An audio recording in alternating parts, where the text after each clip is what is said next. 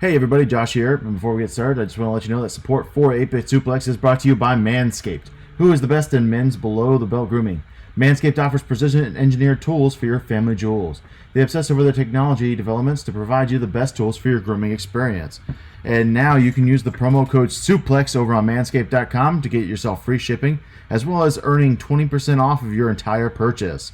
As well, for a limited time, we are running a contest for the first 5 listeners to make a purchase on manscaped.com using the promo code SUPLEX. You send us your proof of purchase to socialsuplex@gmail.com, and we'll cover the expense of your all-out pay-per-view viewing experience. That's manscaped.com, promo code SUPLEX, manscaped.com. Your balls will thank you. And now, to the show. This is Jordan Grace, and you're listening to the Social Suplex Podcast Network.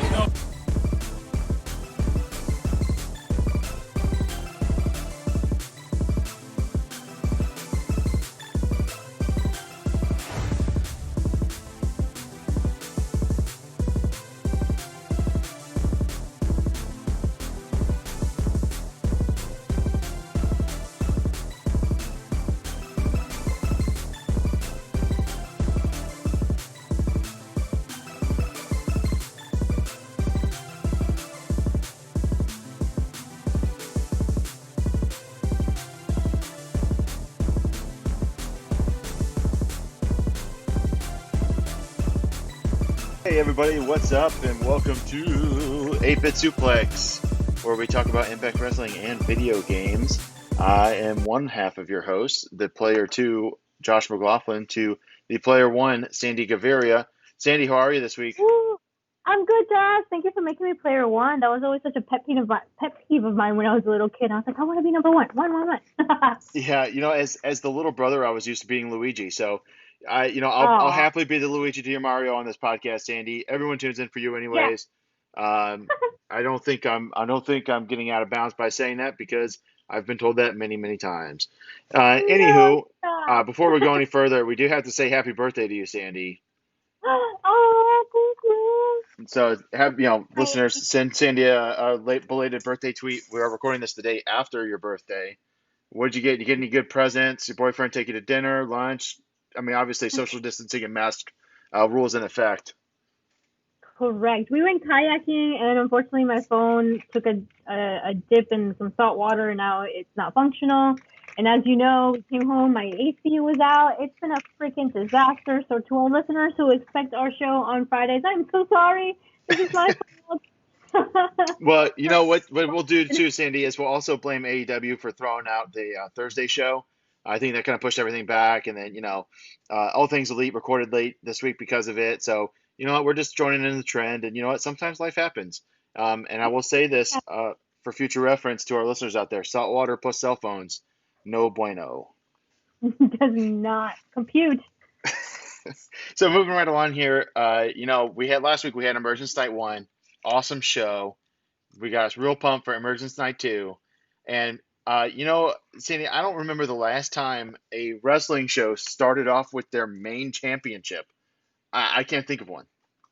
I couldn't either. And they mentioned that too in the commentary. And I was like, oh, you know what? They're right. I can't remember that happening in a very long time, if ever. Well, of course, ever, but I can't remember. Yeah, I mean, it's one of those things where you build up your show to get to the climactic. Here's the big thing. Now, obviously, we saw throughout the show that they had some other angles that they were running with, Eddie Edwards. But we'll just, before we get too far ahead of ourselves, we will say that Eddie Edwards did hold his open challenge. And out of the blue, at least for me, I didn't expect this. We see none other than Katie Forbes walk to the top of the ramp. And, of course, do her twerking money guns entrance.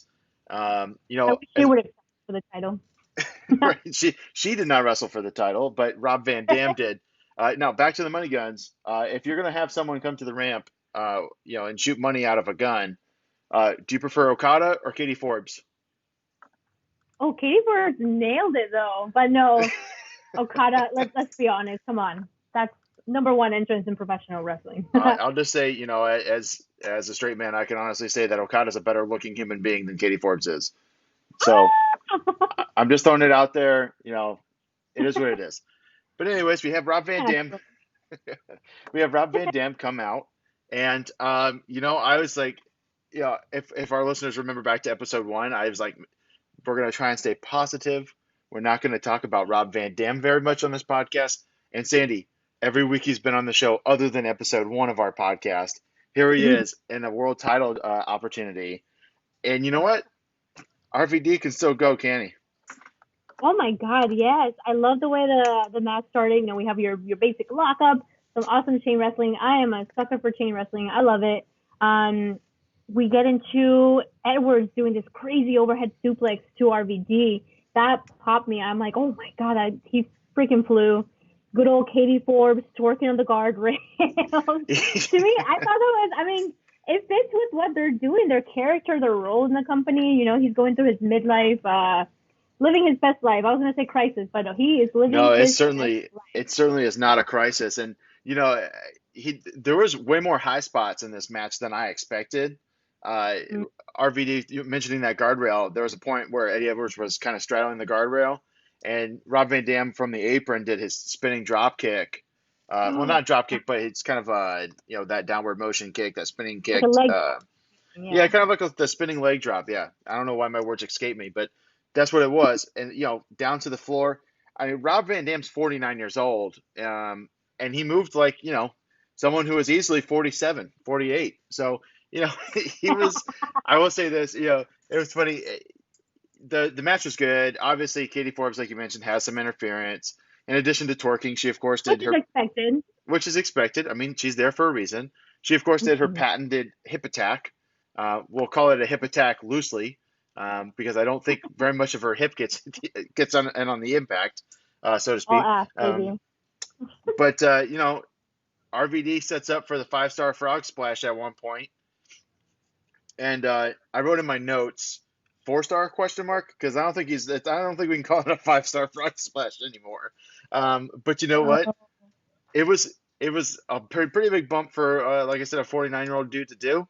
Um, Given that Eddie Edwards rolled out of the way, RVD stands up, and then we get, of course, the Boston Knee Party, which Boston is Knee Party.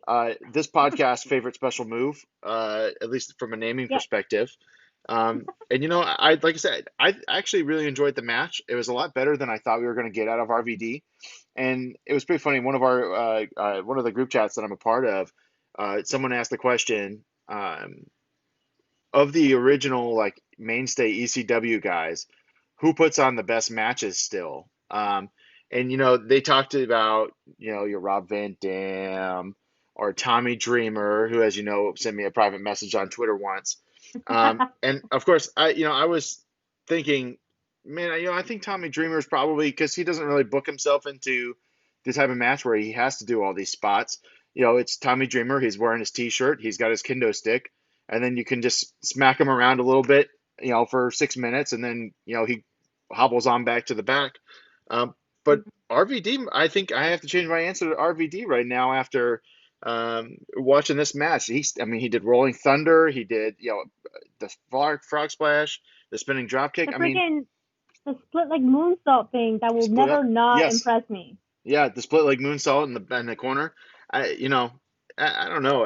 I maybe I want to see more RVD now, Sandy. I take back what I said in the first episode, the Oh, flagship episode of our podcast.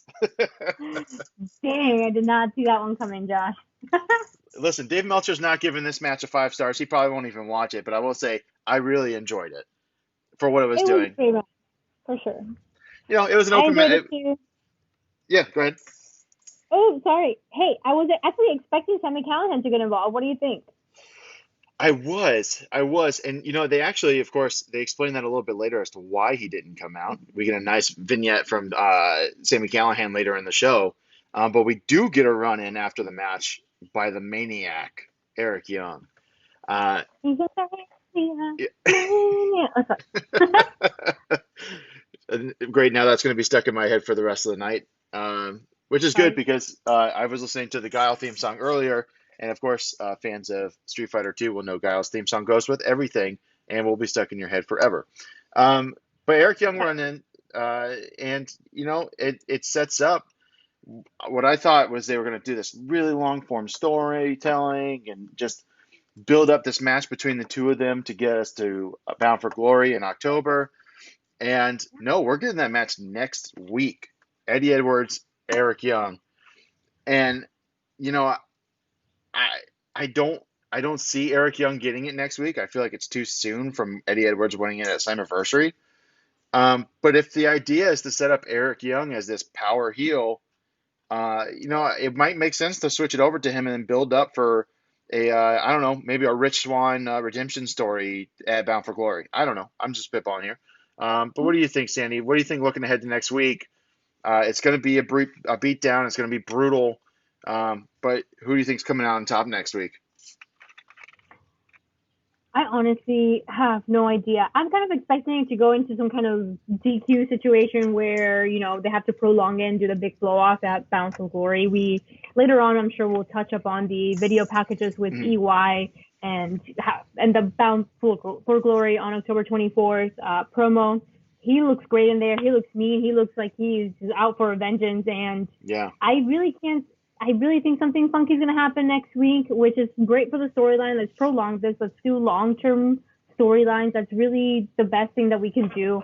If he does win it, hey, what you said is actually kind of makes sense. Having Rich Swann be like, well, I'm still here, damn it, and, doing his thing. Yeah, one more match, yeah. Exactly. So we'll see. We'll see what happens.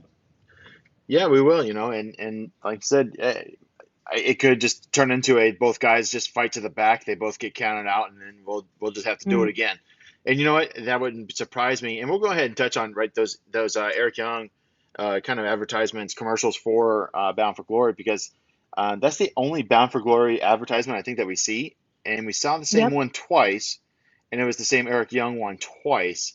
And you're right. I mean, it shows him kind of walking around a prison, kind of like going a little crazy, staring through the bars.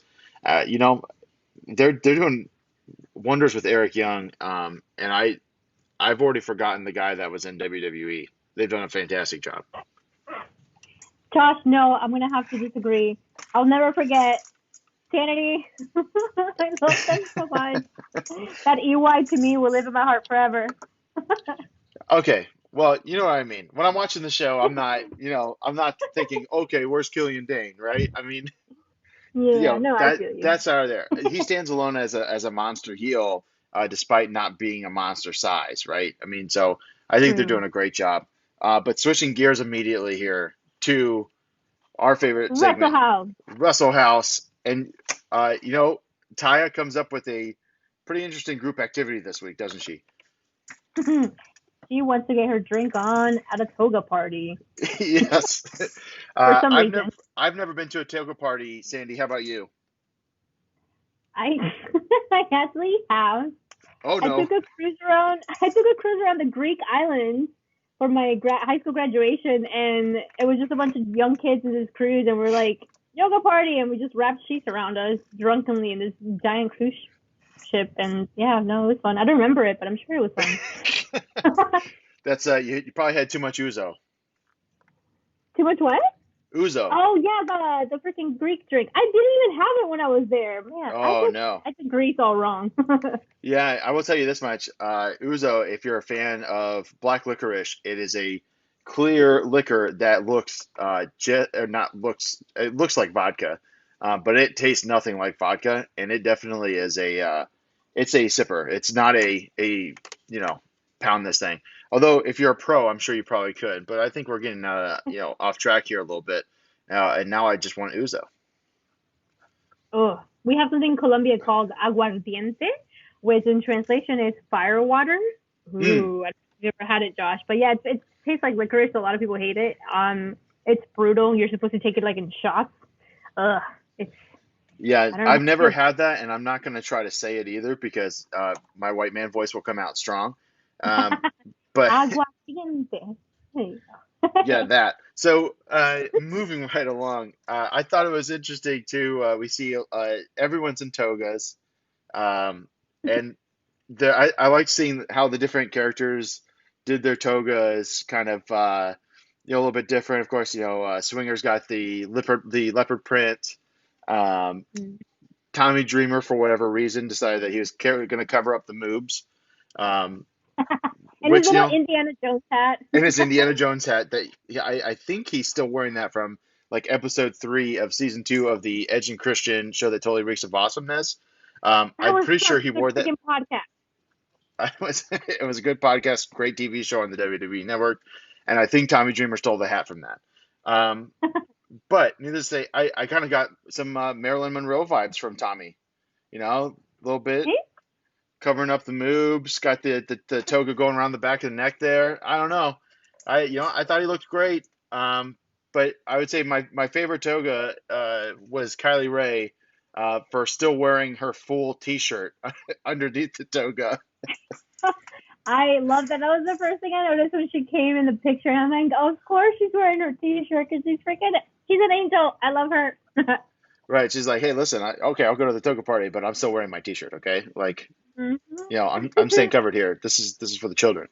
But we get a little bit of a disagreement that started here because Swinger decides that he's going to throw powder at quote unquote all the marks in the house, and he throws the powder into Crazy Steve's eyes, which prompts a blindfold match, which of course advantage to Crazy Steve because he's already blind. We've talked I did about. not know that before this Russell House episode. Yeah, that's kind of like the character. That's why like the monkey I think is supposed to be how he sees the little monkey, the clapping monkey he carries around. Strange. Feel free to write to us on Twitter at 8-Bit Suplex if I'm dead wrong. Friend of the podcast, Caleb, go ahead and never write me. So don't worry about that, Sandy. That's just a little feud, little blood feud. Well, listen, it'll pay off someday. So, anyways, we've talked about a lot of these Wrestle House matches. They're not supposed to be classics. It was Not at all. a couple of moves and we were done. Crazy Steve, of course, getting the pin because it didn't matter that he had a blindfold on.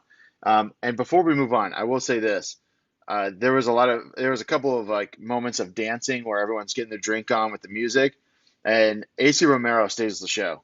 Every time they put that guy on screen, I just want more of it. Yeah, that's exactly how I felt. I mean, he was doing the hand mirrors and just really getting down.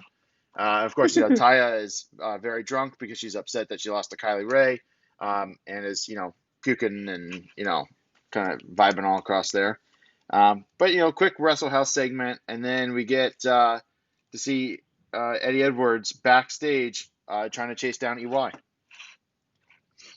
He is looking for EY like a crazy madman, and all I wanted to tell him was, hey, relax, man, you'll get him next week. Like, we already established that. He's freaking out, though. He's upset. He got the worst beatdown of his life after his match with RVD. Yep. So he's pissed. Yeah, rightfully so. And, of course, we get next, they show the Bound for Glory commercial with Eric Young right after that. So, that it just feels like I know we're 6 weeks away from that show, but it really feels like we might get a draw out of these two guys until then, or something else. But I think that's the most likely scenario. Then we see Rhino laying down the challenge to the Reno Scum. Great way to shoe in the Heath for Impact social media campaign they got going on there. And he says, you know what? Hey, if he's there or not, I'm still going to take you guys on and I'm going to gore you. Do you have a favorite Rhino match? Do I? No, not off the top of my head, but I just know that I love him so much. Yeah. I love his shape of his body. For some reason. Oh, that sounded creepy. Hold on. Wait a minute. No. Hey, listen. Own it. Be okay with it. He is. I just said that Okada was a better looking person than Katie Forbes. Okay. So listen. You're right. We are getting weird tonight. Listen, this is what happens when you record Friday night late instead of Thursday night late, right? The week is just that one day longer. But here we are. No, I would say that my favorite Rhino match was the tables, ladders, and chairs match that he was not actually a competitor in. when he runs out to help Edge and Christian against the Hardys and the Dudleys. And I think that was TLC. Might have been the second one they did. My memory escapes me right now, but that's a great match. You should go definitely watch it. And then, of course, we go back out to the ring, and we got Eddie Edwards calling out Eric Young, and this is where we get the setup here for next week. I thought this was a really good promo segment out of both guys, but if I'm being honest, I got to give the nod here to Eric Young. Oh, absolutely. He says, nope. Oh, hold on. I got to backtrack. Eddie Edwards runs to the ring. He calls out EY, wants him right down instead of next week. He's fueled up. He is pissed off. He's like, hey, man, don't be a coward.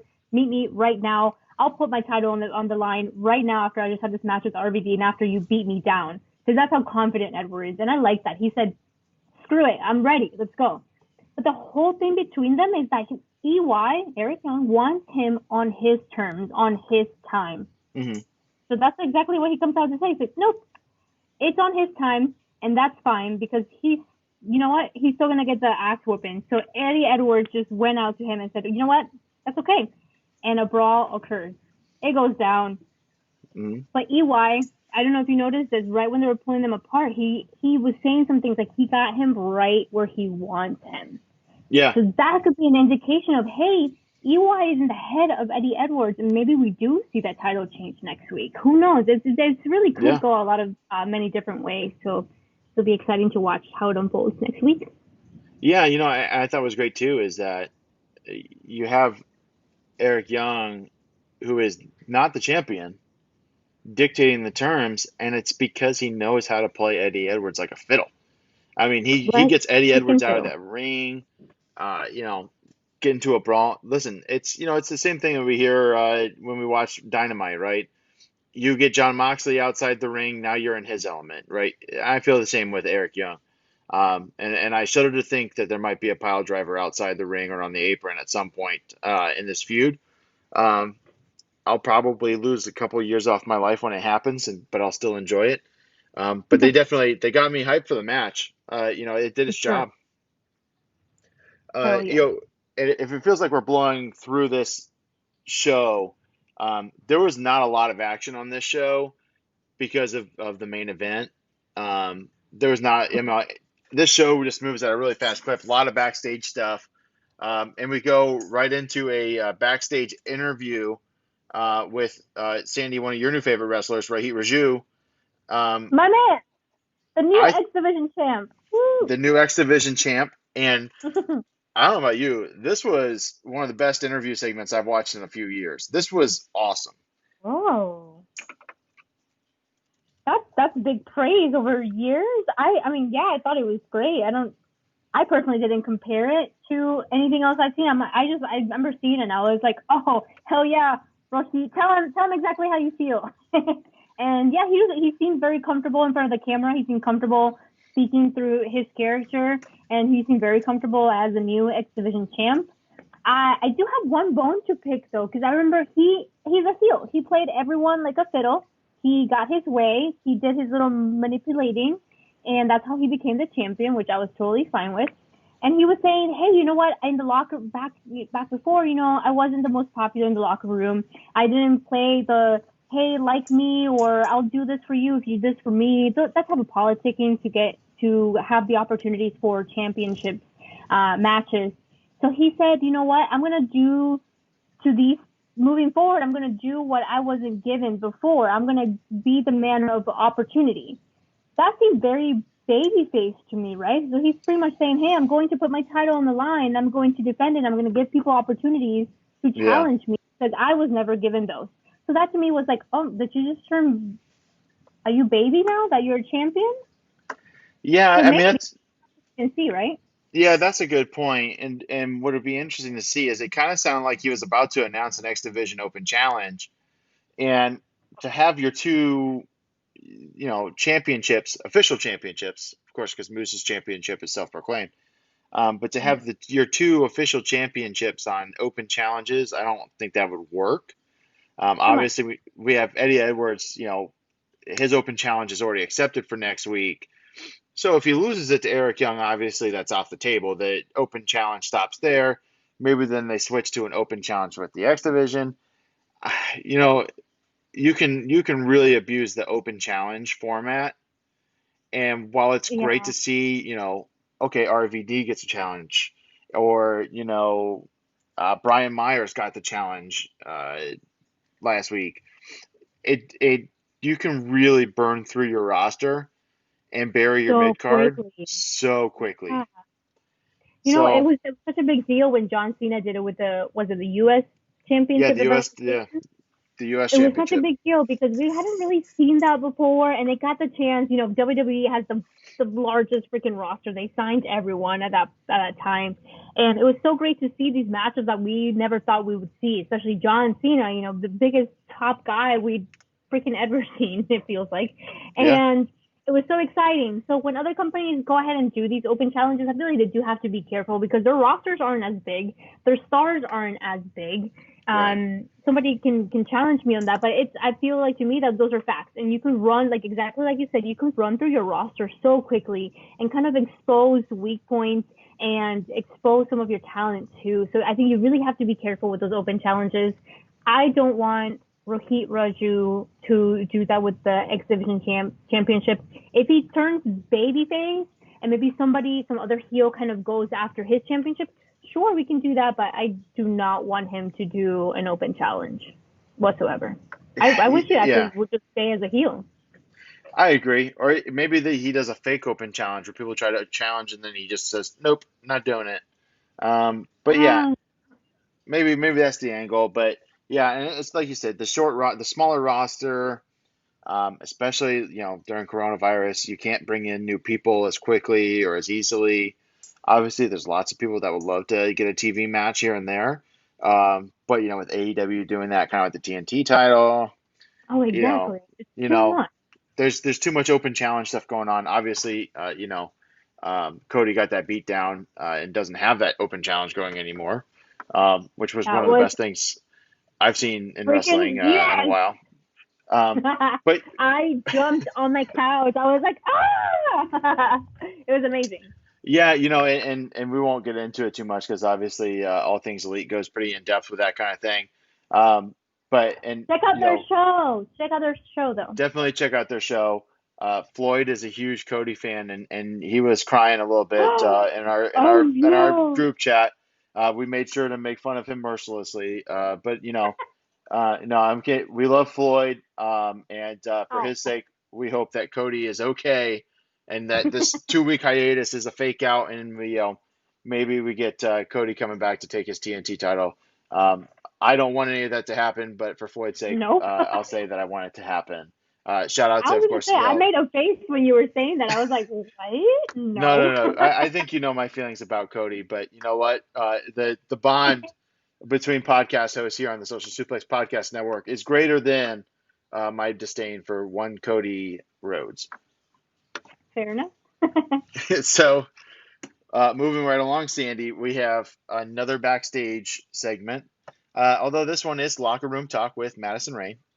And because her normal co-host is stuck in Russell House, she has the Rascals, and it's two of them. It's going to be Wentz and Daz.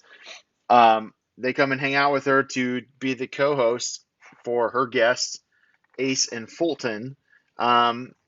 And the Rascals, of course, they are the plant enthusiasts of the locker room in TNA. Other than, of course, Rob Van Dam, who we know sells Oh, CBD products, of but course. and has been known as the 420 guy in wrestling for 20 years, if There not we 30 years.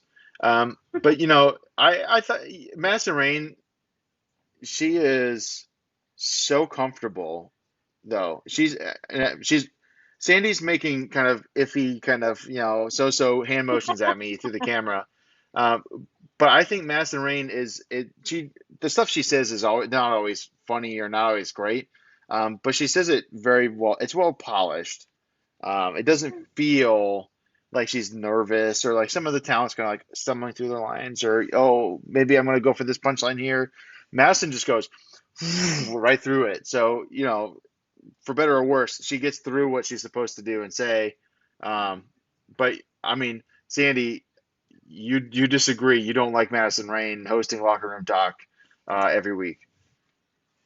To me, so yeah, no, she's super comfortable with it, and I'm pretty sure she's not super scripted, so she's able to kind of go along with it. But it feels a little too try hard for me. And I gotcha. damn it, I don't want to be the negative person here. I was trying to keep it positive, but no, like some of the things she said just to me, it kind of felt a little not forced, but just like, I'm gonna say that because I don't know. Maybe that's just me. Who knows? Yeah, I mean, maybe campy is the right word. It feels very campy, Yeah. very like kind of silly, kind of like she feels like a Disney Channel mom. That's a perfect way to put it. And the kind of like, well, I guess I have to do laundry, like that kind of, like the punchline is just a statement. Like it's not really funny, but she's bright and she's vibrant and she's able to carry the conversation through the entire piece, and that's the positive thing we'll say. But no, hey, hold on. My positive thing with this whole segment is the freaking Rascals. Like I mentioned before, don't know too much about these guys, but I freaking love them, and I cannot wait to see more of them. So you said this was Wentz and Des, correct? Which one's which? Wentz is the white guy. Wentz, right? Yeah. Okay, and Des is the other. Okay, when Des freaking melted out of the couch because he was so uncomfortable, I laughed so hard. He's so cute and so charismatic. He doesn't feel like what he's saying is forced. Same with the Wentz guy. I mean, he felt very just comfortable in front of the camera, comfortable with his character, what they were talking about, what they were doing. But man, I could watch them for hours. They were hilarious, and they did very little in this segment. Now it's like, give me more, give me more. Yeah, well, and you know what? We get to see them in action next week against Ace and Fulton because of what happens in locker room talk. They're going to get into that argument. And I don't know if you know this, and I'm sure our listeners do if they like Impact Wrestling. But Wentz is actually married to Kimberly. So a lot of married couples, a lot of couples on Impact Wrestling. Love it. Moving right along here, we touched on this vignette earlier, and it's Sami Callihan at his hacker station. I got some really I don't know if you played the game Watch Dogs. But it definitely felt like, one of those cut scenes where like everything's kind of buzzing in and out, a lot of different, statics and different things.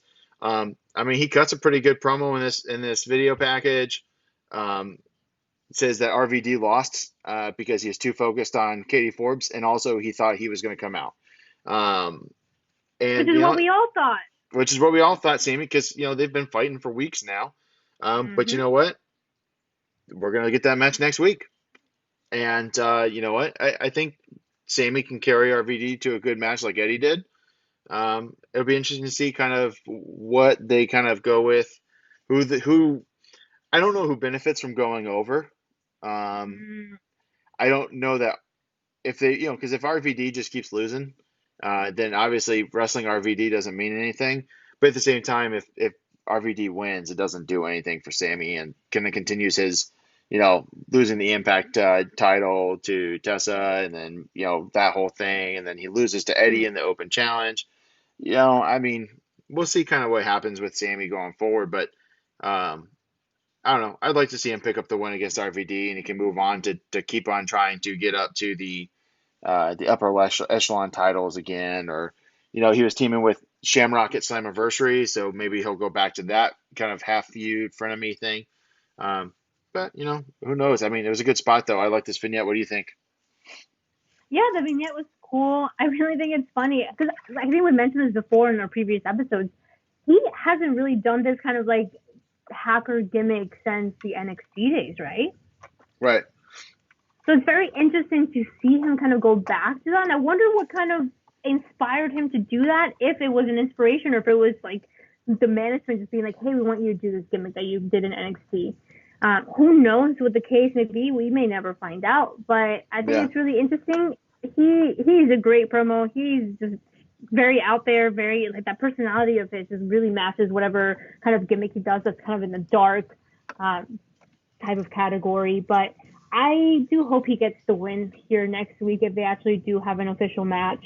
I feel RVD at this point in his life and his career, he's just kind of like a novelty attraction to Impact, maybe to get some viewers from WWE to kind of get to check out, hey, let's see what RVD is doing in Impact. And that's a good reason to have him there. He can still go. He can still have great matches. Great, let's have him do that. But there's no reason in my eyes to see him move forward and advancing and putting younger talent down while he goes over. So I hope for Sammy for the win. Yeah, and I only mentioned before that, having RVD continue to lose will make it kind of stale. I feel like we got that some in NXT with Cassius Ohno, aka Chris Hero. It just got to the point where every takeover he lost, or every match that he had with someone that was up and coming, he lost. So when they booked him with him, it might be a good match for 15 minutes, but that Cassius Ohno was going to lose. And so when you book yourself into a corner with these guys that are not the up and comers, but can still have a good match, and you just don't ever want to have them win, it kind of books you into a corner. But we'll see what happens. Dang, I totally forgot about him. Is he still signed? No, he was a part of the layoffs that WWE had back when COVID started. He and Rachel Ellering both were let go right around the same time. And he is back on Twitter as Chris Hero, and so we'll see kind of post COVID what a lot of those guys are going to be doing. At least Leo Rush has been doing GCW. We'll see. We'll see what happens. We got an EC3 vignette. I don't have a whole lot to say about it other than I thought it was pretty good. And we can kind of push past that unless you got something else to add. I want to tell a story of how, so for my listeners that may not know, I train in professional wrestling, but before that I actually started training in Brazilian Jiu-Jitsu at Gracie St. Pete here in St. Petersburg, Florida. And one time, this was many years ago, I think this was slightly before EC3 was signed to NXT, freaking EC3 was taking an introductory Jiu-Jitsu and Muay Thai class at Gracie St. Pete. And I remember seeing this man, and I'm like, this man is huge. He looks familiar. Who is he? I couldn't even figure out who he was. But then I figured out once I got home, I'm like, oh my God, I was just training Jiu-Jitsu with EC3. And yep, turns out it was him. Super nice guy. He was just wanting to learn something new. And then, of course, right after that, he moved to Orlando. So that's my EC3 story. This promo was absolutely great. I think as soon as he got released, I feel like he already had these freaking promos recorded as soon as he got released from WWE, because immediately back to back to back to back. And man, they were freaking great. This one was not my favorite out of all of them. I think the ones that he recorded himself were even more passionate and more angry and more like that character that's like been freed from the jail that was WWE. But I thought it was really interesting. There was a couple of things that he mentioned there. He kind of took a trip down memory lane when he won against Kurt Angle for the TNA World Heavyweight Championship. He literally said, "This was the last time I was truly happy." And I was like, "Oh, I feel like that was a dig at his career, WWE," and I thought that was brilliant. He goes on to say that as long as the title exists, he will not be free. He also mentioned he wants to destroy it while mentioning moves. So that's kind of interesting. He doesn't say that he wants it back. He says he wants to destroy it to be able to free himself. Where do you think that's going to go?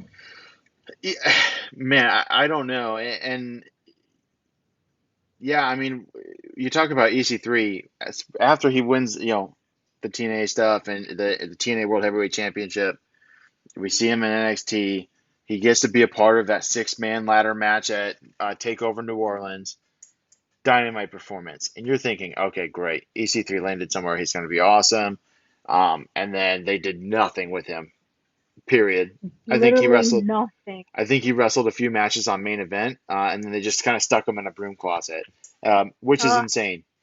But yeah, no, I don't know what breaking or destroying the title means. It could be like what we saw with Brody Lee giving Cody back his old TNT title belt, where he kind of just literally destroyed it into pieces.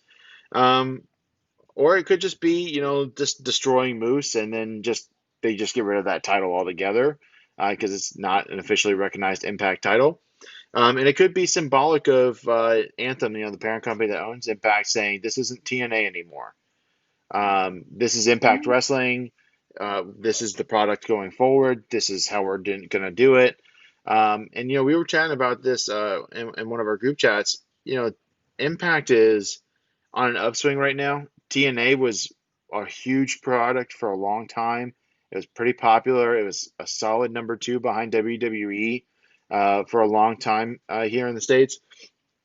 And they, of course, had that huge drop off. Everything went to shit. And then of course it gets sold to Anthem eventually, and they get rebranded as the Impact Wrestling. I like what they're doing, and maybe it is kind of a figurative, slay the past, right? Or forget the past, to steal from, I believe, The Last Jedi is, kind of the theme there for all you Star Wars fans out there. But yeah, I mean, we'll see what happens. That vignette leads into a pretty decent match here between Brian Myers and Willie Mack. Yeah. So for any of our listeners who may not be familiar with Willie Mack, just because, he's wrestled in the independent scene and Impact, I know a lot of wrestling fans, kind of are very loyal to WWE. They're more accessible, easy to watch. You don't have to actually go search online and see what else their favorite wrestlers are doing. Seriously, if you love Keith Lee, if you love big, agile guys, go Google, check on YouTube, freaking Willie Mack. He moves like a freaking feather. It's so impressive. He's so agile. Every time I see him wrestle, I grab my head and I'm like, how does this man do this? I'm like 140 pounds and I can't move like that. I move like a 250,000 pound person. So it's so impressive. So I've seen, listen, I'll push pause real quick. I've seen you wrestle, Sandy. You do not move like a person of that size. Sandy, no, listen, Sandy is a good wrestler. She's a very good wrestler. Oh, definitely go check her out on Fight TV. Look up Tampa Bay Pro Wrestling and look for, and I always butcher your name. So go ahead and throw out your wrestling name. I know it's Dos Santos, but what's the first part? You're going to be so sad. So it's Liana Dos Santos is how Liana you Dos Santos. see it now. I'm changing it though. Liana de los Santos. Don't ask why. It's a whole thing. Well, I mean, it kind of rolls off the tongue there. Of course, those of us in our Logger Loop group affectionately refer to you as Shooter Santos. So that's why I always forget the first part. So because that's the chant that we do at your matches. But anyways, continue what you were saying about looking up Willie Mack. I had to interject there and say for the listeners, Sandy is not a slow wrestler. Sandy knows what she's doing. She's a good wrestler.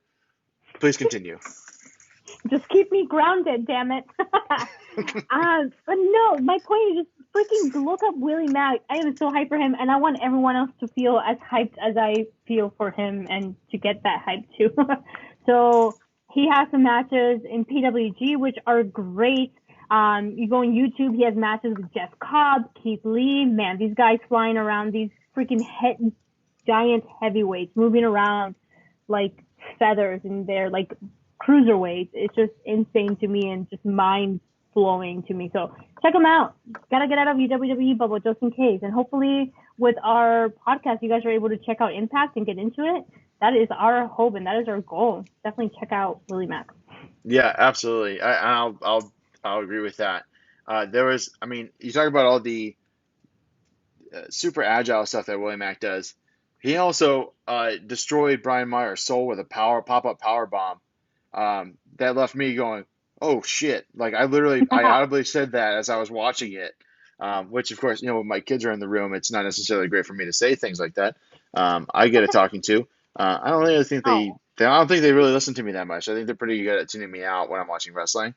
But yeah, I mean, Willie both guys I thought did really good. And of course, the typical smaller guy beating the bigger guy, the stronger guy, the guy that has the advantage. Brian Myers gets a roll up and grabs the trunks, gets the win because he's willing to prove, I think here that he's ready to win by any means necessary.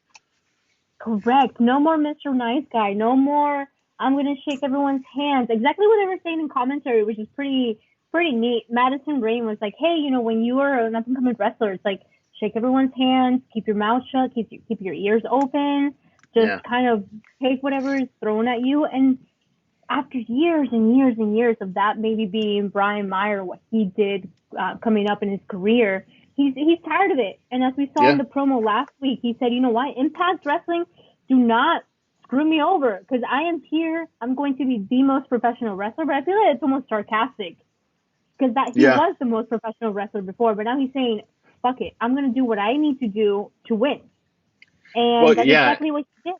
I think too, like calling himself the most professional wrestler could be a slight dig at WWE refusing to call their people wrestlers and calling them Mm-hmm. superstars instead. When really it is professional wrestling, and it is kind of one of those silly WWE things where they don't say certain words, and they don't refer to it as they don't refer to their people as professional wrestlers. They're superstars. Um, and Brian Myers like, no man, I am a professional wrestler. In fact, I'm the most professional wrestler. And I really like that gimmick quite a bit. I do too. I love how aggressive and mean he was. And Yeah, Willie Mack didn't look weak going up against him either. There was a lot of good back and forth. Myers was putting on the heat on Willie Mack, and it was very hold heavy, and that's very heelish too. It's like, hey, just ground yeah, the high flyer, which is the big man, which is kind of yeah. silly, Just or the opposite. go ahead and ground your 280-pound opponent, right? Keep him from Exactly, flying. because that's exactly it, which is so silly because he's so huge, but he is the freaking high flyer. But I do want to call out a few things. Willie Mack, man, honestly, I'm such a freaking fangirl for him. His spinning back elbow, did you see that Mm, during his comeback where he looks like a damn freaking torpedo coming completely horizontal towards his opponent? yeah, Blows my mind. Then he does a kip up and a standing moonsault. What? I I know get out of here. his sequence there might get our and we haven't discussed this, but I'm gonna say it's our weekly hashtag Chef's Kiss of the moment of the week. Mwah! Chef's kiss. I don't know how There to it cook is. this, but mwah.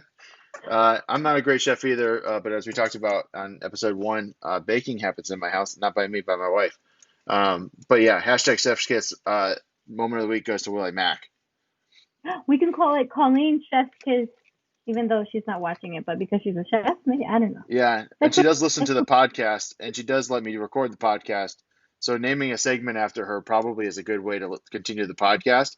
So that's your There we Colleen's go. Chef's Kiss moment of the week. Determined by Josh and Sandy on behalf of Colleen. There we There you go. go. We get another Heath for Impact commercial. It's just your typical Heath. I got kids. I got to help Rhino make it happen. Go on Twitter, tweet hashtag Heath for Impact.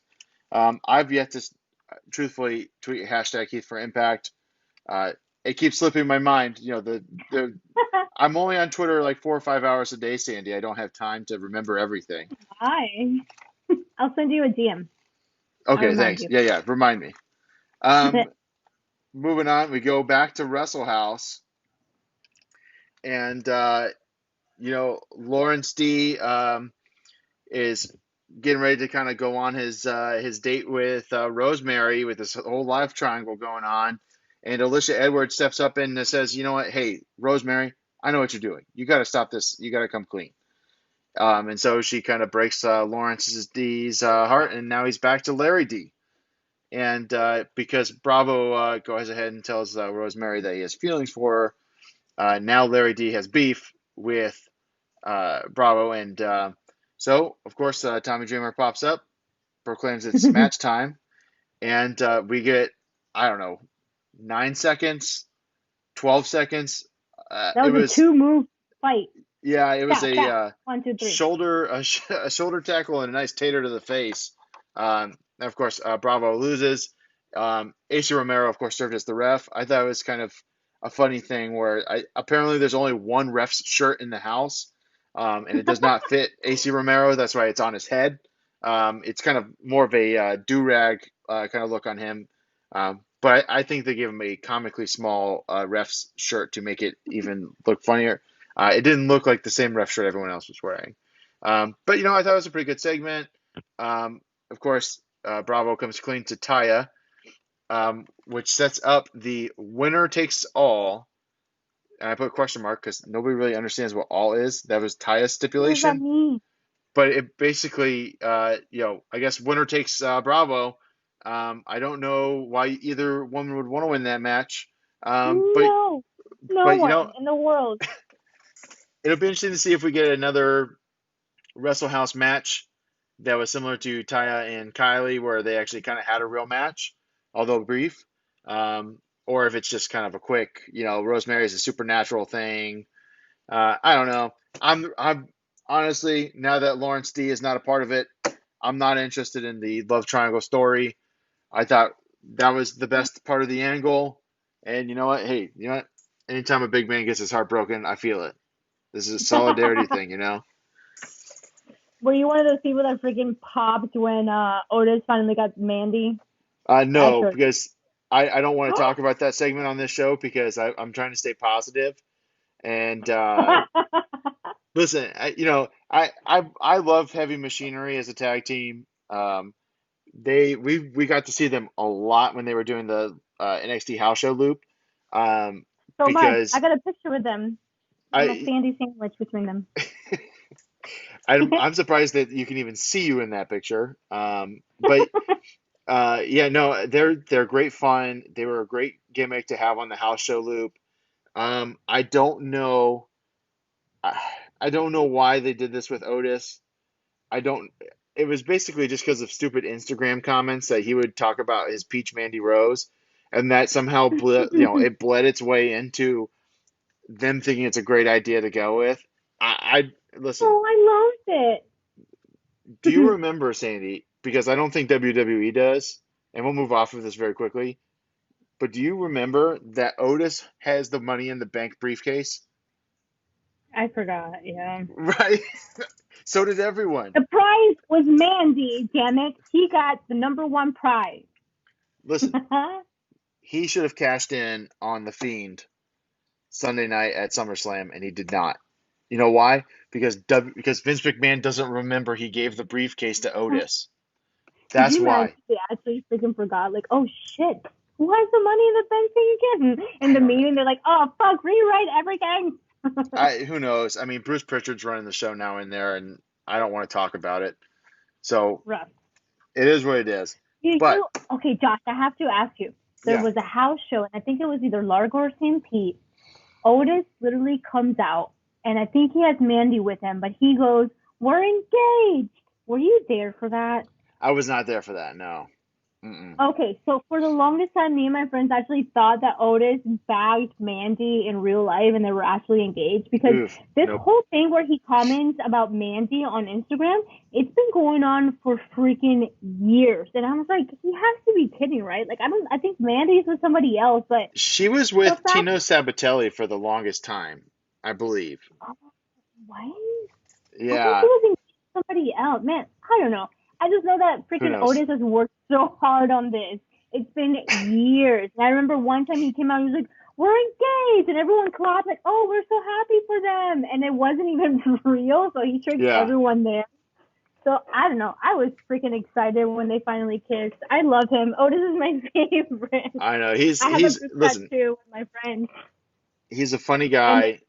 He's getting himself over with the writing staff and with Vince.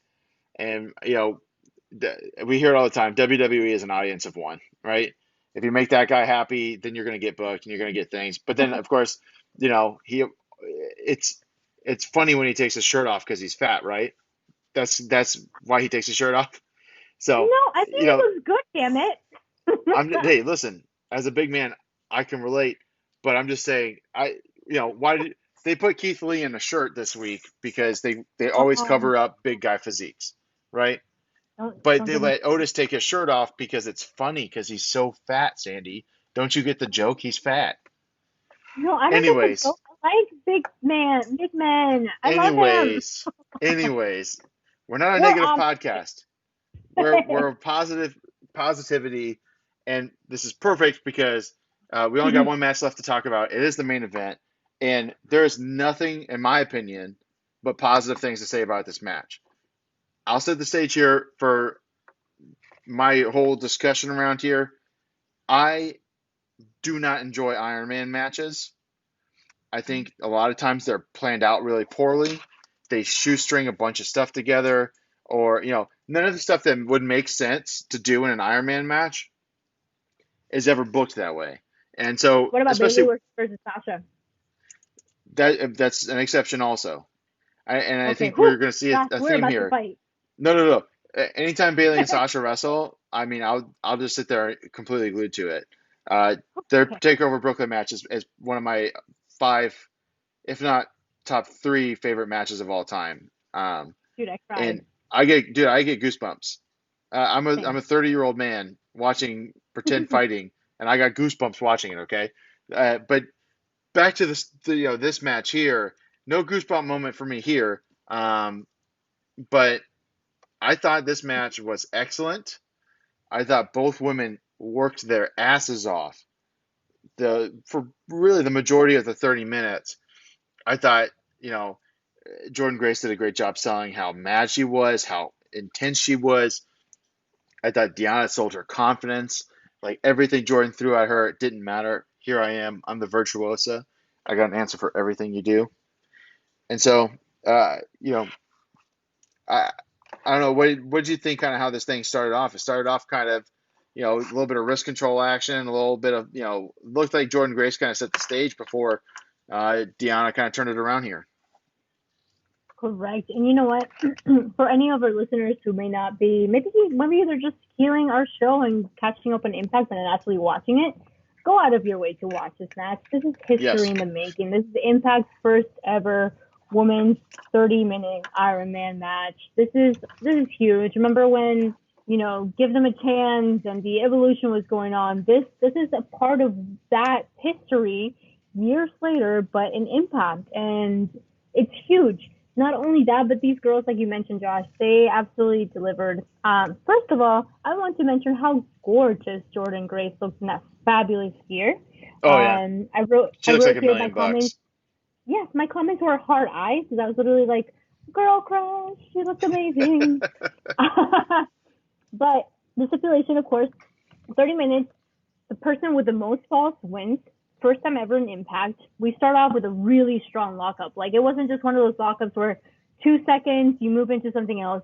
No, neither were giving way. They kind of set the Yeah. pace of the match where it's like, all right, yes, Jordan Grace is strong, but hey, so is Deanna. Deanna has the technical skills. She has the Yeah. submission skills. She's also strong as hell. So this is a good matchup here. Like you mentioned, we have Jordan with the upper hand controlling Deanna with heavy wrist control.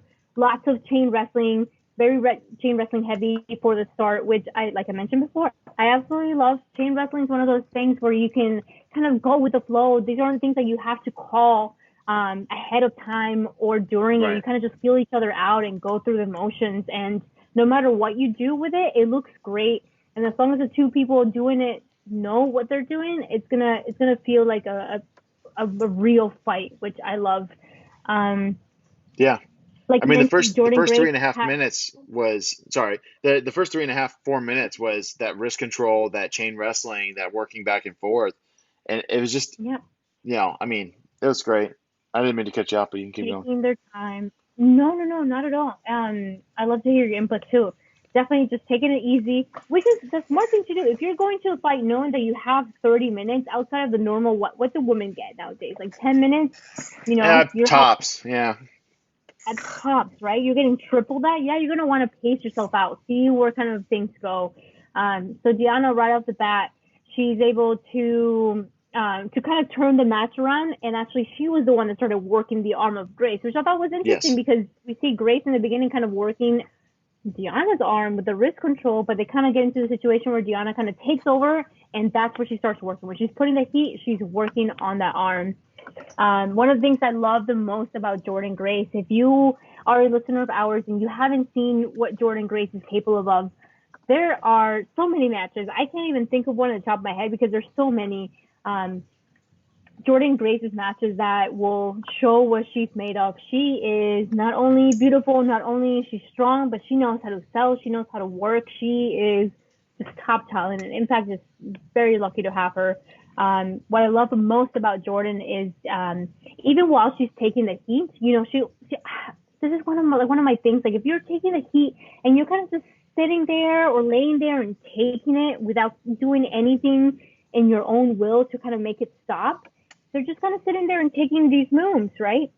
To me, that just I need to be able to feel that, hey, that wrestler, they're getting their ass whooped, but they're still trying every now and then. They're trying to kind of show that they're still in the fight. Right. And I think that's missed a lot. She'll throw a punch or a slap in there or something. I remember at one point, Deanna just kind of had her down in the second rope, I believe, and she just kind of threw this fist or this palm. She did something, hit Deanna in the stomach, and Deanna just kind of freaked out and just stomped her out. Yeah. So it's one of those things, Jordynne Grace is there saying, hey, yeah, I'm getting my ass whooped, da da da da, but I'm going to still show that I'm still in this fight, and I'm going to try to do some kind of offensive maneuver to show that I'm still in it. So I love her, and the way she sells, holy shit. Her facial expressions are one of my favorite things about her too. She really just knows how to get that emotion out of the audience in there. Yeah. Yeah.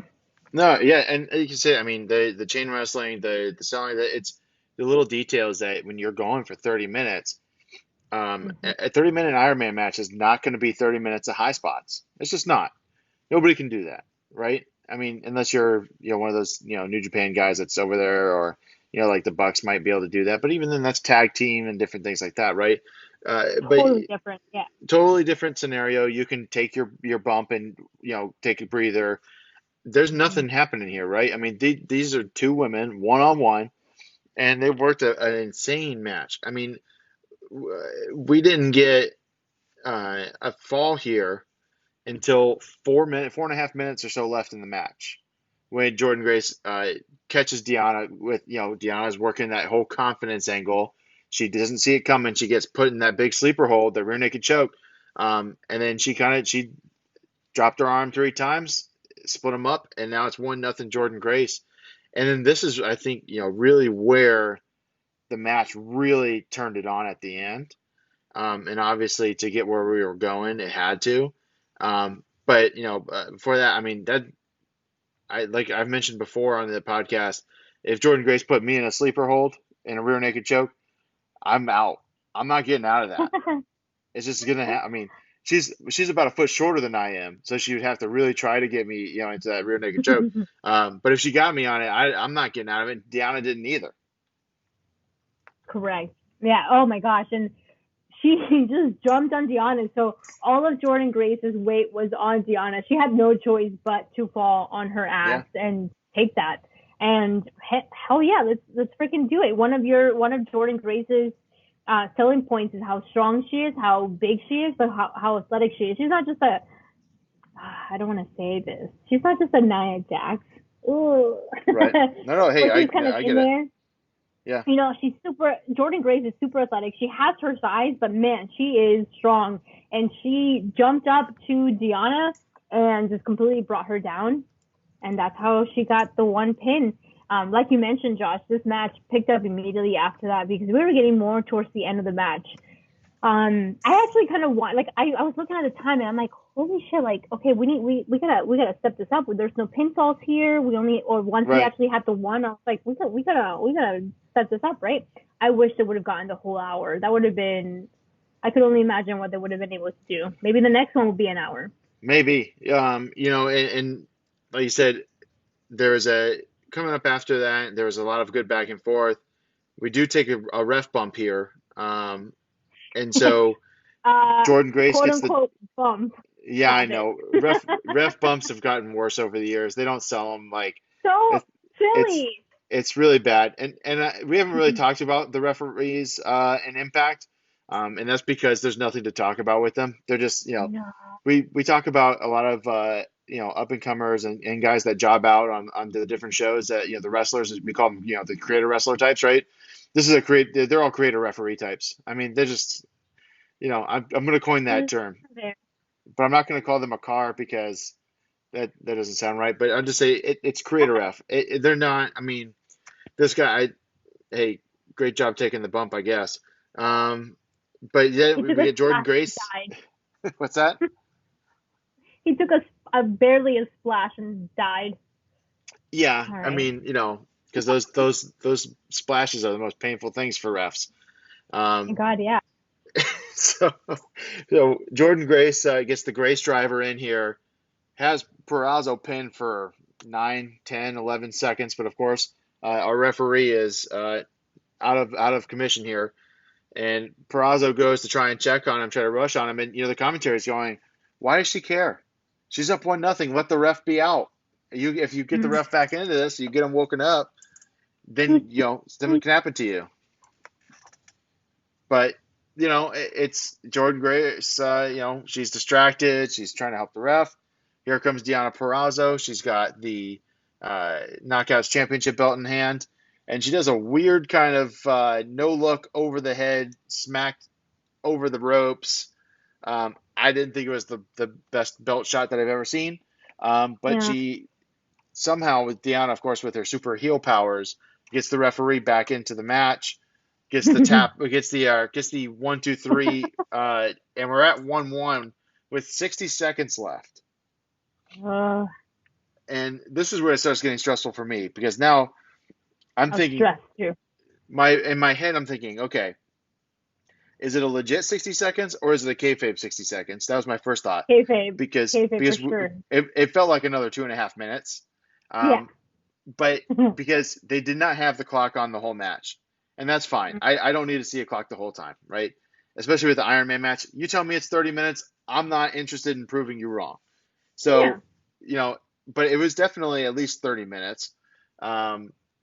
So they start working again, and Deonna goes for the Fujiwara armbar.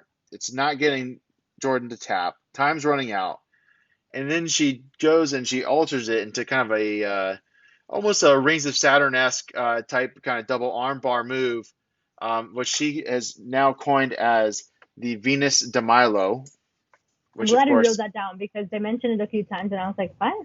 Yeah, no, I did write it down. I wrote it down with horrible spelling, but it is, but in my head, I read it and I knew what it was, and that's all that matters. But the Venus de Milo, of course, is the statue with no arms. So that is what Deonna has coined as her new kind of submission finisher when the Fujiwara armbar is not enough. And Grace taps with 3 seconds left in just, a let the air out of the room moment as Deonna Purrazzo wins the first ever Impact Knockouts Iron Man match. I thought this was really good. Last time I looked on Cage Match, it was over 8. So, we call that 4 stars. We kind of averaged, we just kind of cut it in half, right? So, I mean, everyone's loving this match across the board. Even people that are not Impact fans have gone and watched this match, and they absolutely loved it. I absolutely loved it. What were your overall thoughts on the match, Sandy? I thought they worked their ass off. It was a great match, honestly. Like I mentioned before, even if you're not an Impact fan and you're not following along, maybe listening to us is the way that you get your Impact news. Hopefully that's the case. But I also want you guys to go and check out these great matches, especially this history-making match. I want to make a call out, a shout out pretty much to Grace's suplex to Deonna from the second rope. Oh, yes. I wrote that down and I skipped over it when I was talking. But yeah, big beautiful. superplex. She went in there and she was like, fuck you. And Right. he gave it to her. It looked amazing. Jordan Grace's comeback. Oh my God. It was tackle. I can't even remember. I don't think I wrote down exactly what she did because I was just watching there like, and it was fantastic. I think she did a couple of tackles, maybe like a clothesline, but she just looked so freaking aggressive. And then she goes into that. She does 2 sentons back to back, 1 to Deonna's back and 1 to her front. Yep. And man, that comeback was freaking hot. I was like, I can only aspire to have a comeback like that one day. Still working on it. We'll see. And what's crazy is, right, Deonna Purrazzo is 26. Jordan Grace is 24. Oh my God, they're so young. They're so young. And it's not that we're old. For the listeners at home, we are young. We are vibrant people. We are very energetic. We have a lot of life to live. But to be that well polished and that good in the ring at those ages, and in the case of Deonna Purrazzo, to have been already in WWE, where they, similar to EC3, did absolutely nothing with her, to now we get to see an Impact, and I hope, not to talk about EC3 during the women's match segment here, but we'll hopefully see him do well too. But we're going to be watching these girls for another decade at least, unless they decide to retire, which is fine. Wrestling is obviously, It's as that you can attest freaking to, more. right. I mean, if they keep working, in a Impact versus trying to, go make towns, they can stick around for a while. And I hope they do. And I hope that they're able to stay on TV and do those types of matches where they don't have to, sleep in the bus on the way to the next town. But great match, put both of them over. And I'm excited now because the next challenger for Deonna Purrazzo, we already know who it is. It's Kylie Ray, who holds the number one contender. Our girl. Now they kind of teased that Kylie Ray is stuck in Wrestle House. They're kind of saying, oh well, she's in Wrestle House, so she's not. Who knows if she? Then Madison Rain, I think on commentary says, who knows if she's even watching this match because I don't even know if there's cable television in the Wrestle House, which I thought was Josh, kind of a nice I have little. a question for you. Yeah, did shoot. Did you get to do some kind of research on Wrestle House? Because I honestly haven't. I've just been watching Impact Wrestling from the day that we started doing our podcast, but we kind of learned some new things with the whole Taya and Rosemary segment where it's like, okay, it's up. Taya goes up to Rosemary and says, it's because of you that we're stuck in this Wrestle House. I'm like, oh, was this like a punishment for something? Why are they stuck there? Exactly why are they doing this? You know? I don't know. And that I will promise to tell the listeners by next week. And hopefully we find out also who took the beer in Wrestle House because we didn't find that out this week either. Because I'm hoping that my prediction about Tommy Dreamer is right so I could say, aha, listen to us and you'll find out what's happening next on Impact. And it was not insider information. It turns out it was Kylie Ray, and she's actually this huge heel alcoholic. That would be quite the turn out of her, and I hope that that's not the case. Because you know what? Listen, in the last year we lost the ultimate babyface in Bailey. And but she's been I killing it as a heel. Oh my god! Don't get me started on Bailey. Listen, I can't lose another one of my favorite babyface females. I just can't. So we'll see what happens. They might, because of the whole Wrestle House thing, they could probably push it out to Bound for Glory if they wanted to. That'd be a great women's title match to have on there, I think. I don't know. I'm excited for a Deonna Purrazzo Kylie Ray match whenever we get it. Too. But you know what? I kind of have to disagree with you there. I was not a fan of the Wrestle House segments being on this Emergence show. Emergence was supposed to be kind of like a pay-per-view for Impact that was free and as their weekly kind of televised show. It felt like a big monthly, like, hey, this is Emergence, this is where crazy shit is happening, right? Yeah. It took away from that when the Wrestle House segments came on. Kind of like, God, it's like, to me, I compare it to New Japan Pro Wrestling. When New Japan Pro Wrestling does pay-per-views, actually any other freaking shows, but when they do those big match pay-per-views, like Wrestle Kingdom, there's no backstage segments going on. There's no bullshit going on backstage. It's, hey, this is the card. This is what you knew was going to happen. This is where we settle all of our disputes. This is where all the championships are being put on the line. This is where the big fights happen. Okay, if that's the case, that's how it should be on pay-per-views. And that's one of the biggest things that I hate that WWE does. Don't give me backstage segments. Don't give me all those little stories in the background. When it comes to a pay-per-view, those are your big blow-offs. Don't give me all that extra crappy things that you're giving me during the week. It's not crappy things, but like the extra stuff. Pay-per-views are your blow-offs, right? Right. And so, to me, Emergence could have been more effective had those backstage segments been cut short or just not been there at all. To me, Wrestle House, especially this episode, ran a little long. It did. The whole Toga Party thing was a little too silly and just it wasn't even explained that well. It just, too much was happening there to where it kind of took me off of the whole like Emergence big fight feel. And I didn't get back into it until the Iron Man 30-minute women's match came on. So to me, that was kind of a big miss. Yeah, no, and I'll agree with that. So, like you said, this is supposed to be a showcase event, and it's one of those things where I get that it's their weekly TV. They have a lot of their people in that Wrestle House segment, so you get to see who else is on the roster, who's out there, who you might see in the time to come. But um, yeah, I mean, I enjoyed some of it. I didn't need to see the matches this week that were in Wrestle House. I don't think anyone really needed to. Um, Pretty point. and like we said earlier, it was I'm just gonna say, Emergence 1 was better than Emergence 2. And it I was agree. because we had more action, we had better matches, and then of course, the Wrestle House match was Taya and Kylie, which was much better than what we got, this week out of Correct. Wrestle House. Yeah. But we'll see if they do this kind of thing again. If they learn from it, they adapt, and maybe if enough of us tweet at them, they'll listen.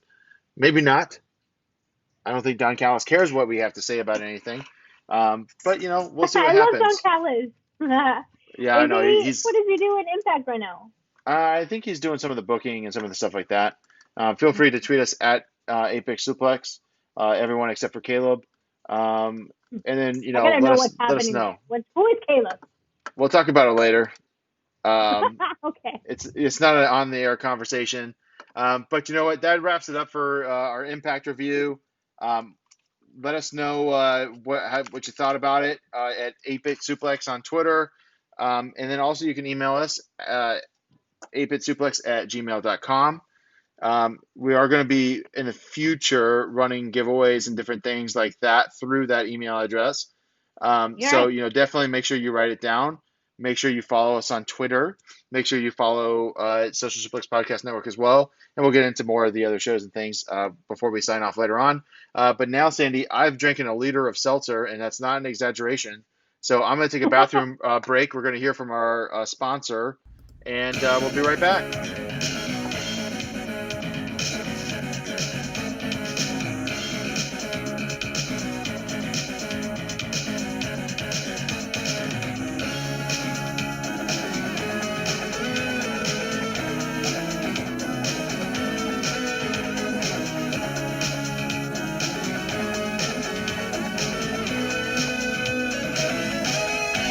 Fellas, have you ever had a problem where you decided that you were going to trim some things and then you cut yourself, and now instead of having fun, now you're having none? Well, I'm here to tell you that Manscaped is here to save the day. That's right. They've come up with their third generation trimmer, the Lawnmower 3.0, which features a cutting edge ceramic blade to reduce manscaping accidents. Millions of balls, including yours, are about to be nick-free thanks to Manscaped's advanced skin-safe technology. And now if you head on over to manscaped.com and use the promo code SUPLEX, you'll save 20% on your entire order, and we'll throw in free shipping. That's right. Head on over to manscaped.com, throw in that promo code SUPLEX for 20% off and free shipping.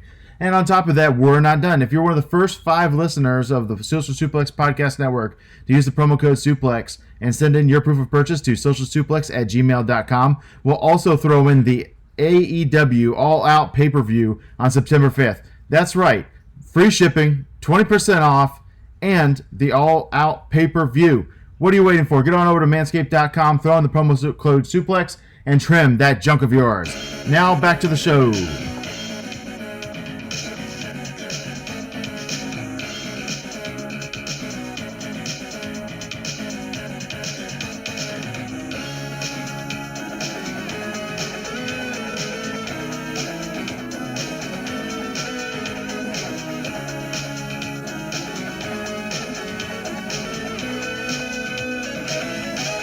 Hey everybody, thank you so much again for joining us today in this episode of the 8-Bit Suplex Podcast. So excited to have you guys. Today, for the video game segment of it, we're going to be talking about one of my, I was going to say my own, but I've never created a point-and-click adventure game, so maybe not my own. One of my favorite type of video games that I kind of grew up playing and that I absolutely love and hold close and dear to my heart. Point-and-click adventure games. Now, to some of our listeners and to some modern day gamers, they may not know too much about them. I feel like this is kind of one of those categories where you either know about them or you don't, kind of things. It's not like anything kind of in between. Maybe some fighter gamers or or role play gamers, or maybe role play gamers would. But not a lot of people know about them.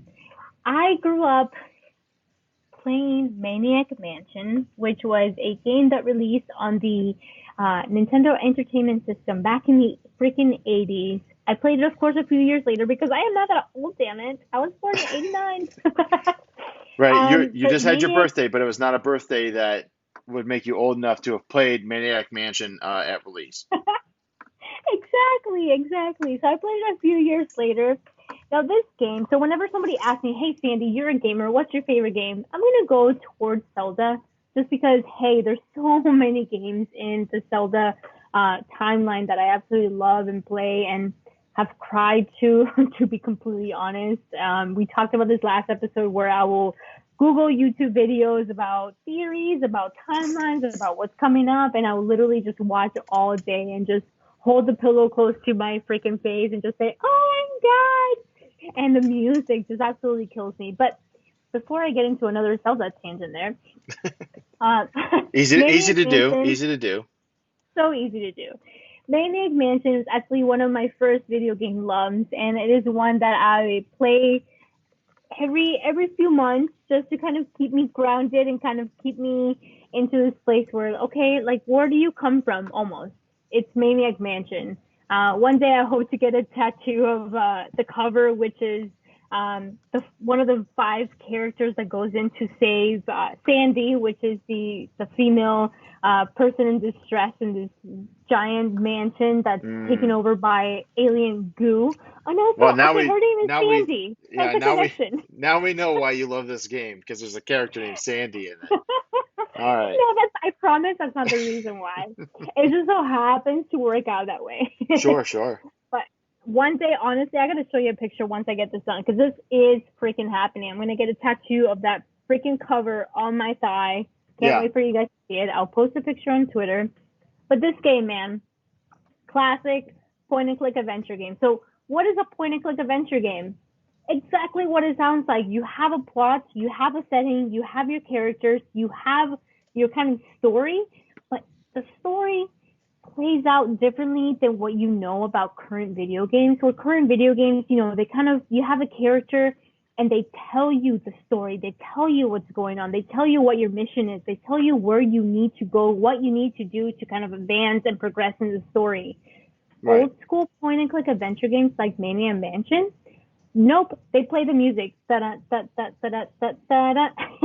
I freaking love that song.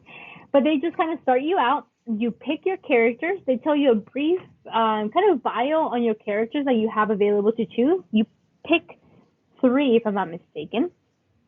And they kind of tell you, hey, this guy is a photographer. This guy is a nerd. This guy surfs. And this guy knows about music. And this girl, Razor, she's my homegirl.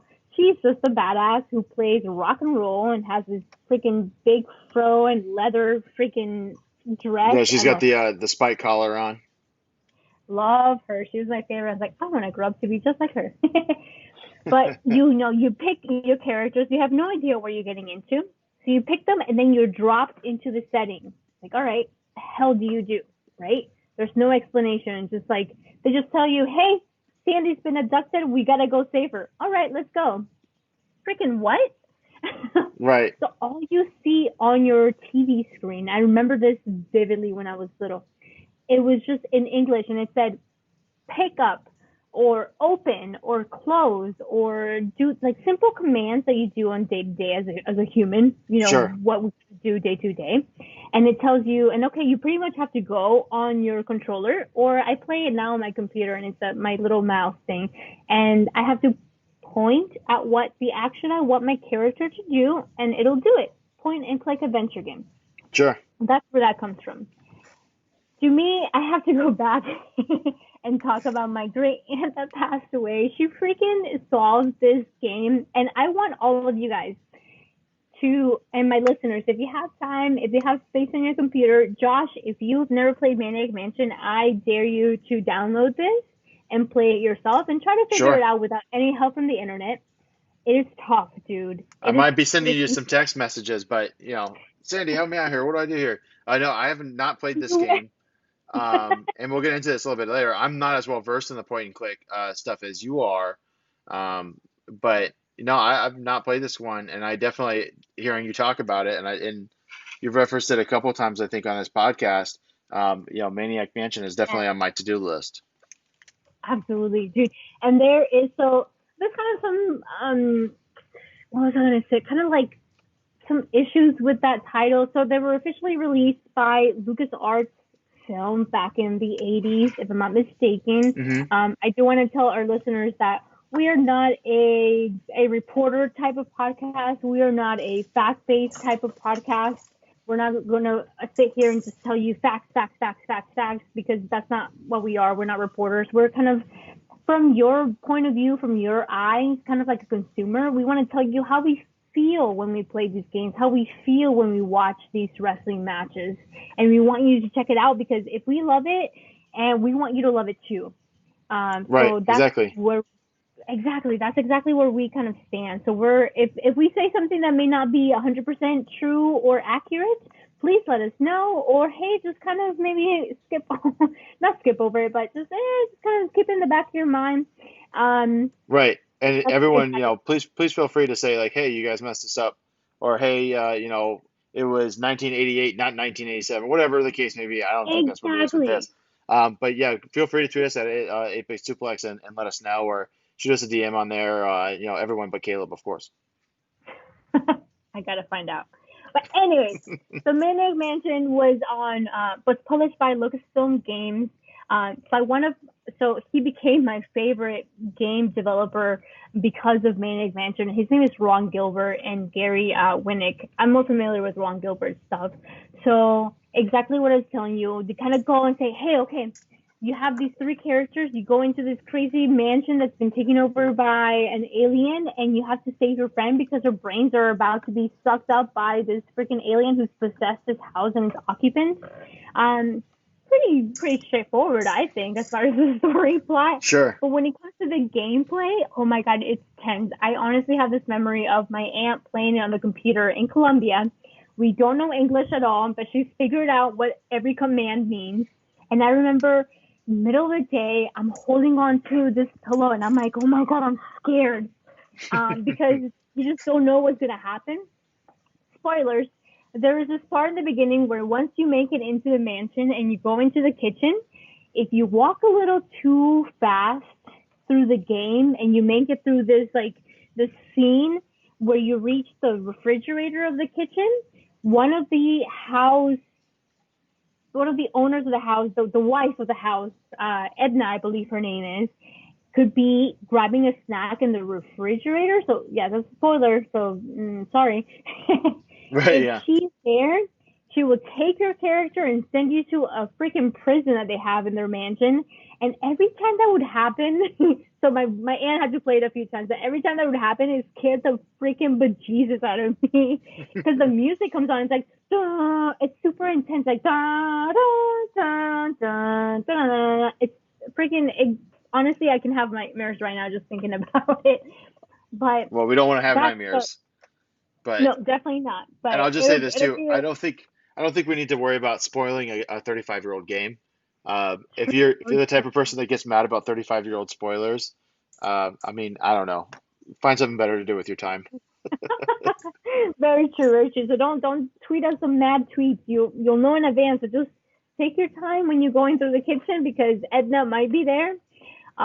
But no, that's such a vivid memory that I have just from playing that game because I know every time she'll put your ass in jail and then now you're stuck to having only two characters to start off. But it is such a fun game, and to me, those type of point-and-click adventure games have such a special place in my heart because my aunt, not knowing English, not knowing what any of these commands meant, she was able to beat this game, and there's multiple endings, which is what's so crazy about these games too, because every action that you take may not be the exact same action that they expect you to take. So there's multiple outcomes, there's multiple ways to get to that final destination, that final point in the game. Yeah, so they're kind of like you choose your own storybook. Yeah. Exactly, and to me that's so interesting, which you'd think that I'd be super into comic books because of that, but I'm actually not. I have a small collection, but I don't know how I came up about it, but I'm not a comic book nerd at all. But I just love point and click adventure games because of that. It's not a straight Yeah, shoot. It's not like, hey, this is the path that you need to take to move forward on the video game. It's sure. like, hey, here is this game. Do what you need to do. Figure it out. It's kind of like a puzzle, and I'm a freaking sucker for puzzles. So maybe that's why I love it so much. Yeah, no, and Um, and that game definitely, I think that's probably the oldest example of that being on the console. Before we getting starting putting graphics to it, right? Because anytime there was an NES anything, you needed to it was showing off the graphics, right? Oh, look at these 8-bit graphics, or then you have it on. Computer games are starting to get better and better, and the ones that are selling are the ones that you can see things. But the example before this, there was a lot of those text-based adventure games that you would have to, type out move forward, enter, look left, enter, right? And then this is the continued the evolution of the point and click game. And I think we want to highlight too some of the games that kind of came from that mindset of, okay, this is how we're going to tell our stories. The big one that everyone is pretty familiar with is The Secret of Monkey Island, which was also made by Lucasfilm Games. It came out in 1990. Your boy Ron Gilbert was a part of that one as well. yes, I And love then, it. you know, that's the one like I always knew. I personally never played it. Um, I was very much interested in platforming games as a kid, so I skipped over a lot of the kind of that kind of thing, and especially too because a lot of them were on PC, and we did not have a computer that was really capable of playing anything that wasn't like on a floppy disk, like that was very basic. Hmm. Just because that's just my family didn't prioritize the computer that much.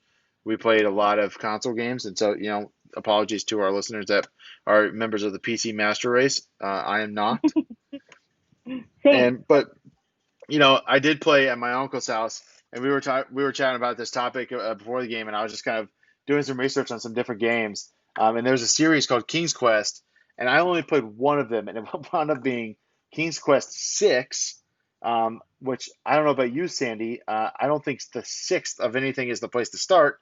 Um, but I remember thinking like, okay, I got to go this way, I got to go that way, and then oh shit, there's a monster there that just killed me, right? Like and I don't know. I didn't understand. I was like probably 4 years old playing around on my uncle's computer.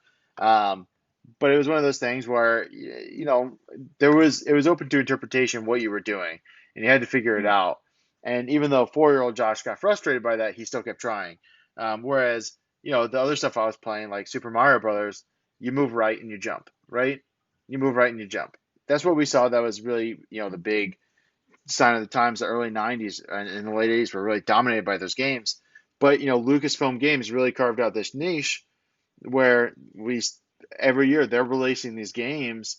And Sierra is the Interactive is the one that released the King's Quest games. So you have these companies that are still pushing these. Hey, don't go. It's we see that a lot of times with a lot of different forms of media. Hey, don't go for that flashy thing over there. Come for the real experience, the real. We're the cool guys over here doing this thing, right? Um, and eventually that leads to a game developer, um, much like Lucasfilms, that really focused only on doing these point-click adventure games. And these were people that left Lucasfilm Games and started this company in 2004, and that's TellTale Games. Um, and this is a developer that really, really, really pushed the envelope with these games, and really changed, I think, not only the genre that they were doing, but other genres as well were impacted by that.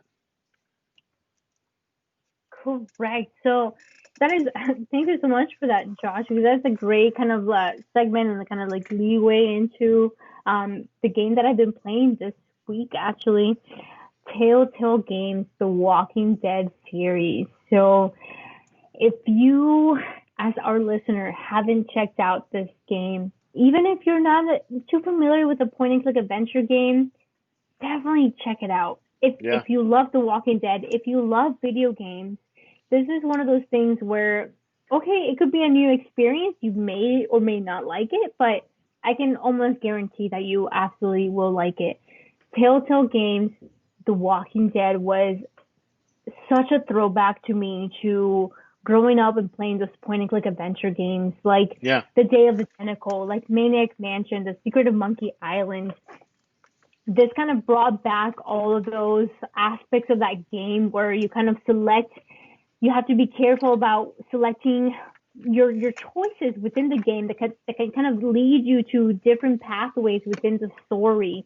We kind of just got so used to over the years platformer games or shooter games or anything kind of like that where it was a single story and no matter what you chose is going to lead you through one direct path. Well, that's the kind of thing about adventure games where there's not just one path to lead. There's many different ones that get you to different outcomes. And that is Right. honestly my favorite part about adventure games, whether it's point and click adventure games or just straight up adventure games. That is one of the things that I love the best. Like you don't know where exactly your choices are going to lead you to, but at least you have the choices to make to give you the option to decide where you're going to go to. And that to me is my absolute favorite thing. So we do want to talk about the TellTale Games, the Walking Dead game. It's a 5-episode video game series about exactly what it says, The Walking Dead. So this actually came out, what did we say, Josh? Like 2011, 2012? I think it was something around 2012, and I'll point out 20. too that fans of the TV series will find it a little strange because the game is actually based on the graphic novel, not on the TV series.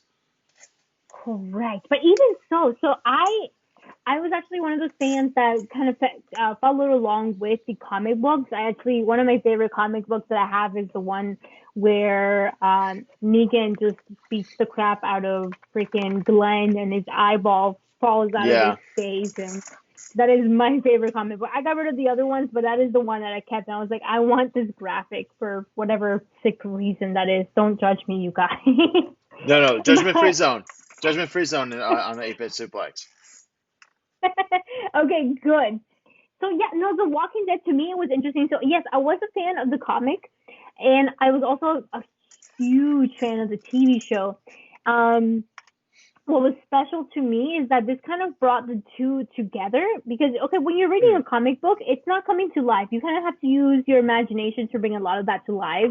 When you watch the TV show, it's doing all of that work for you. So this is a kind of a good in between where I can read it, I can kind of interact with it, and I can also use my imagination to move forward and kind of connect it between the comic book and the TV show.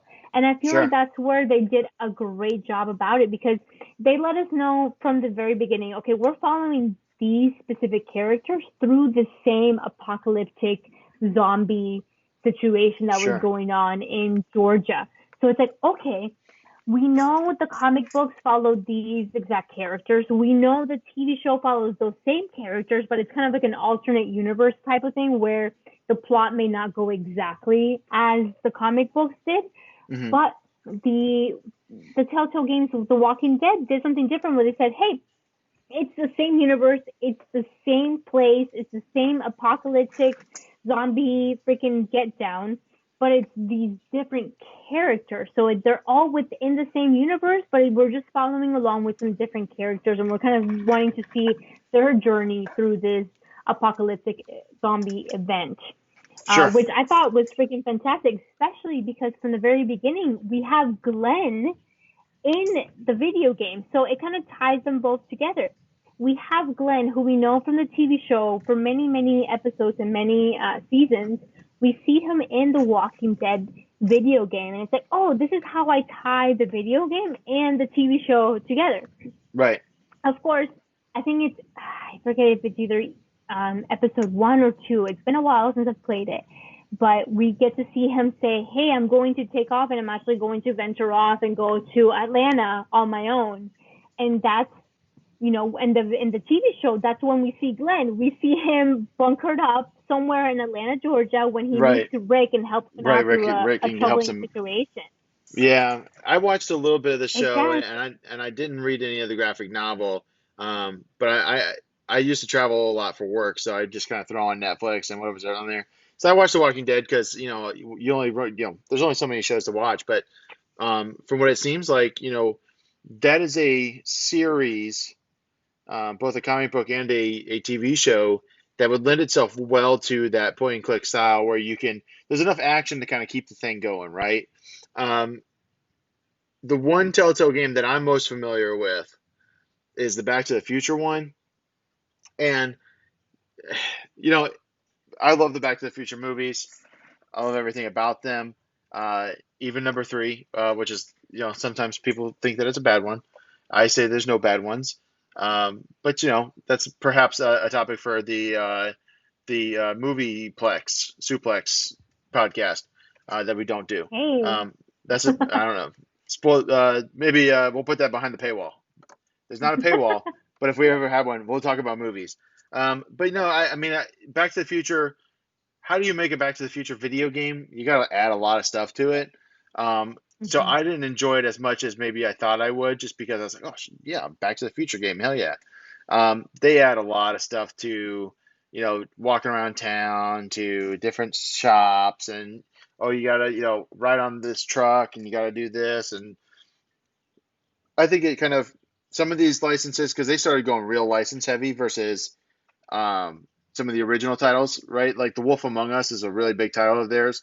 That was like their original thing. Good. And Yeah. but then they fell into the trap of, oh, we can do this with all these different movies. Back to the Future, people kind of bought that one. They're like, okay, cool. Jurassic Park. Ooh, yeah, I like dinosaurs, right? It even got to the point where they were doing TellTale Games of video game series with stuff like Tales from the Borderlands, right? So it kind of, I would have liked to have seen more of an emphasis from them on original content versus just buying up licenses, because buying up licenses can get expensive. It can get you in financial trouble. It can get your financiers to kind of pull out. And unfortunately, that's But you know what, eventually, John? kind of that's what Exactly happens what to you were them. about to Yeah. say. Yeah. Yeah. But you know So, what? They had such great success with the Back to the Future games, which I did not play, unfortunately. You were able to play that one. Did you like it? What did you think of it? Because I feel like that one was the one before The Walking Dead, and that one was the one that kind of set the tone of, hey, yeah. we can be successful doing these licenses and doing these point-and-click adventure games with those Yeah, licenses. like I said, I mean, as a game, it was fine. As a Back to the Future Mm-hmm. game, it wasn't. I mean, it didn't feel like Back to the Future as much to me, other than the fantastic music and the characters are the same names. It was a fine game. It was a fine point and click adventure game.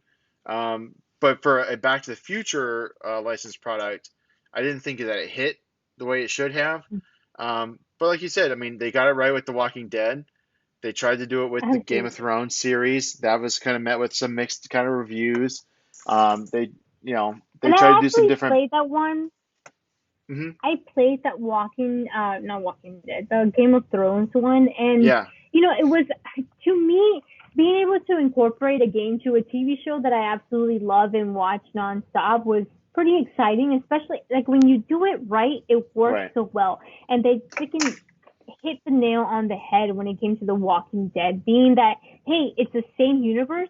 Kind of like the Fear of the Walking Dead, which was Right, the the same tie-in show, yeah. universe, same town, but just different characters. You want to see, okay, we in the TV show that we watch, we follow along these same characters. What's going on with the rest of the world? And it works so well in that specific instance. But I can see why maybe it wouldn't work so well with Back to the Future, because Back to the Future, those movies are set specifically, the storyline and the plot and everything that's going on specific to those two characters that we know. So Yeah, I adding mean, any extra well, stuff in there just kind of right, feels like unnecessary almost to the point, right? exactly. And why do I need to have Marty McFly interact with other people in town? It doesn't matter. It doesn't matter. I Exactly. mean, Back to the Future is about Doc Brown, is about Marty McFly, and it's about Biff. Every And other that's it. character doesn't even really matter, and they kind of proved that in the second movie when they had Marty McFly's love interest basically passed out for the entire movie, right? And they switched actresses around, and there's all kinds of different things. But not to get too bogged down by that, but it is a situation where Telltale they took a swing at it, people liked it, and they kept doing it and doing it and doing it, and then in 2018, unfortunately they closed the doors. And I don't think though that means that we're closing the doors on the click endpoint type of game. I think that the choosing your own way to play the game has branched out into other games. I think Mass Effect is a great example of that. I think The Witcher is a great example of that, where you see Fable. Fable. The choices you're making directly impact not only how characters interact with you, but also how the game ends. And that's something that in the big JRPG revolution of the '90s, you might have some variation how you can swap in your characters, swap out your characters, level up here, grind here. But ultimately, when you're playing a Final Fantasy game, you're going to start here, and then you're going to go to there, right? And the ending is going to be the same no matter what you do. So the impact of the TellTale Games and of the click point, or point and click, I should say, adventure games, I think they've definitely revolutionized how we play games, especially in modern days. And hopefully, another company steps in here and fills the shoes of what Telltale's left behind, and hopefully they learn the lesson of, hey, don't get these expensive licenses, because, and that's even something like a company like Lego has had trouble with in the past, not necessarily with their video games, but with just their sets. If they license a Star Wars set, they better sell a ton of them, because getting Star Wars Totally slapped on expensive. anything, incredibly Oh God. expensive. And then, Telltale, one of the last games they did was Guardians of the Galaxy. Right after we have this massive influx of popularity for that series because of the movies, I think they just eventually just bit off more than they could chew from a licensing perspective. But really solid games. There's other ones I dabbled a little bit with Batman, but it's something that if we don't get a traditional point click game again, I'll be sad about it because I want to play more of them. I just never got around to it. Now I'm like, well, I guess I got to go in the back catalog and kind of, start with Maniac Mansion and work my way up. But Yes. it's a game series that was necessary, or a game type that was necessary. It was a genre that was huge. It let your imagination run wild, which was so important in those early days of video games and home consoles. Um, and obviously for you, it's an emotional appeal too because of your great aunt. That I've loved the stories of your great aunt playing video games. I have these pictures of you guys sitting in Columbia playing games, and I have a picture of it's her okay. holding an SNES controller, like in her What? little old lady outfit. I have to post it Well, on Twitter for yeah, you guys to yeah. see. We'll have to post that from the 8-Bit Suplex account. Um, but Yes. yeah, I mean, just to kind of put a button on it, I think you know, go play those games. Go play all the old ones. Go play all the more recent ones. If you can But find, Josh, actually, I'm so sorry to cut you off, but no, did you please know? do. So while I was doing research for our podcast, I actually found out. So I big reason why I opened up Twitter in the beginning was to kind of keep up with my video game stuff. And oh my God, I Sure. opened up my Twitter account like 11 years ago, 10 to 11 years ago, which is Wow. freaking insane. I was so little. I was 20 or 21. I still Anyways, haven't figured out how to use Twitter properly. So I, I don't that's know. so funny. I'm like I'm a social media boomer, I guess, in a way. Facebook is like, I know Facebook. I understand Facebook. Instagram, I don't know. I'm kind of figuring that out. Twitter, I think I'm getting a grip on it. So far I haven't tweeted from my personal account when meaning to tweet from the 8-Bit Suplex account. So I think that's a win. Um, but so you have an old Twitter account and you're cultivating it for video game news. So what did you Yeah. find doing the research here? No, so I remember when I was really into Telltale Games, I was like, oh man, this is my freaking company to the get go, because the Walking Dead series was so great. And I remember I bought each episode individually on the Xbox Live Marketplace, and then I bought Sure. them on the actual Xbox 360. Okay, yeah, disc, the actual cases, yeah.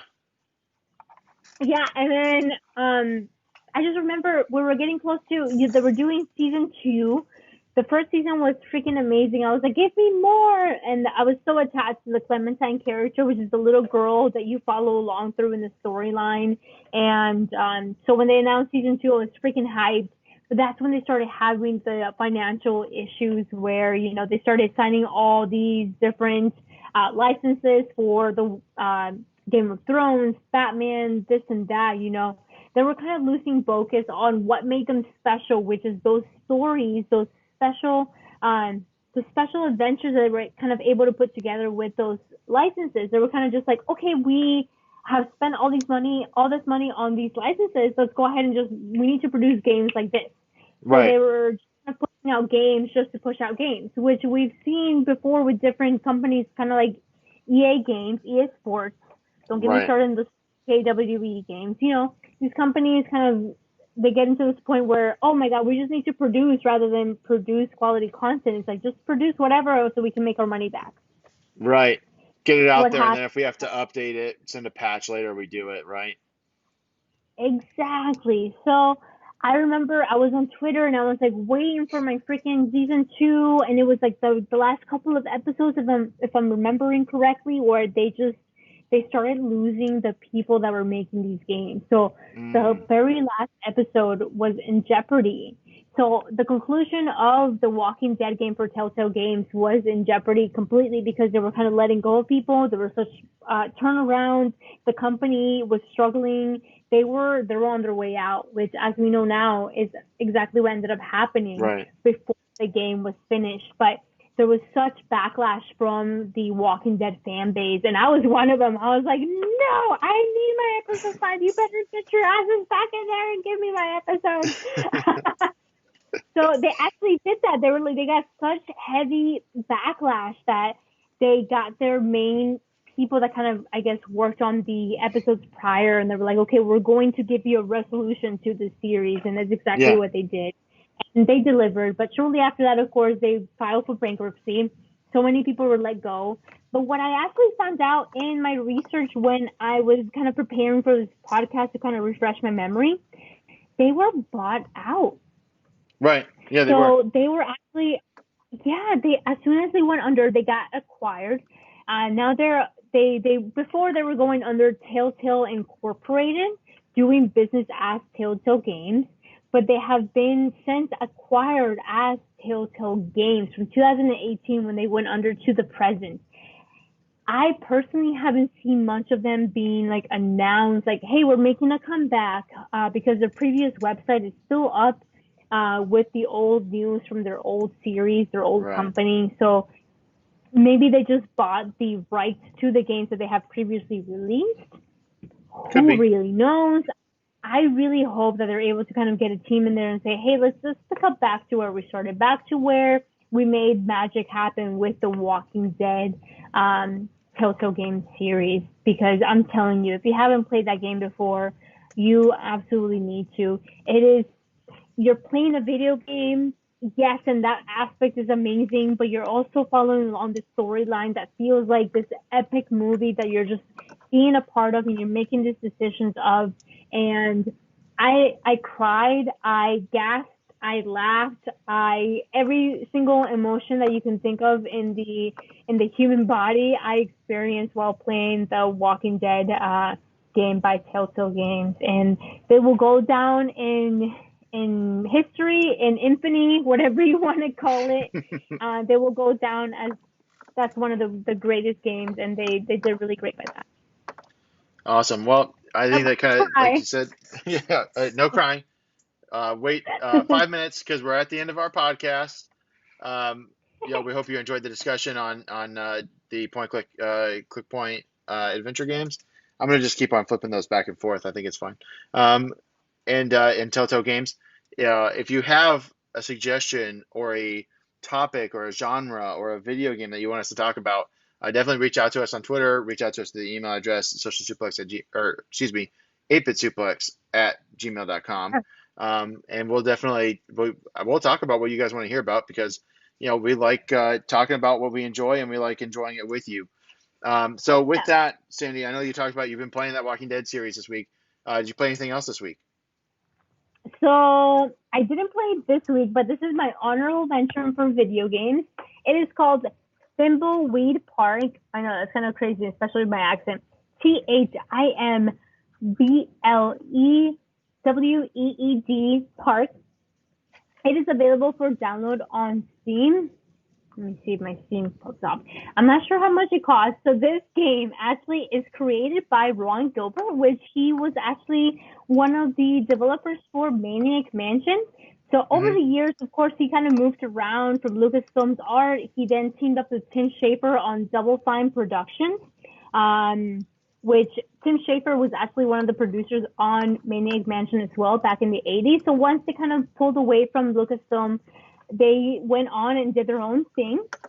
Tim Schafer actually opened up Double Fine, and then he kind of recruited Ron Gilbert, and they made this game called The Cave, which I absolutely loved. I bought as well. It was so beautiful. It's exactly a point-and-click adventure game, but very different style, very new futuristic style, which I absolutely loved. It had a great storyline.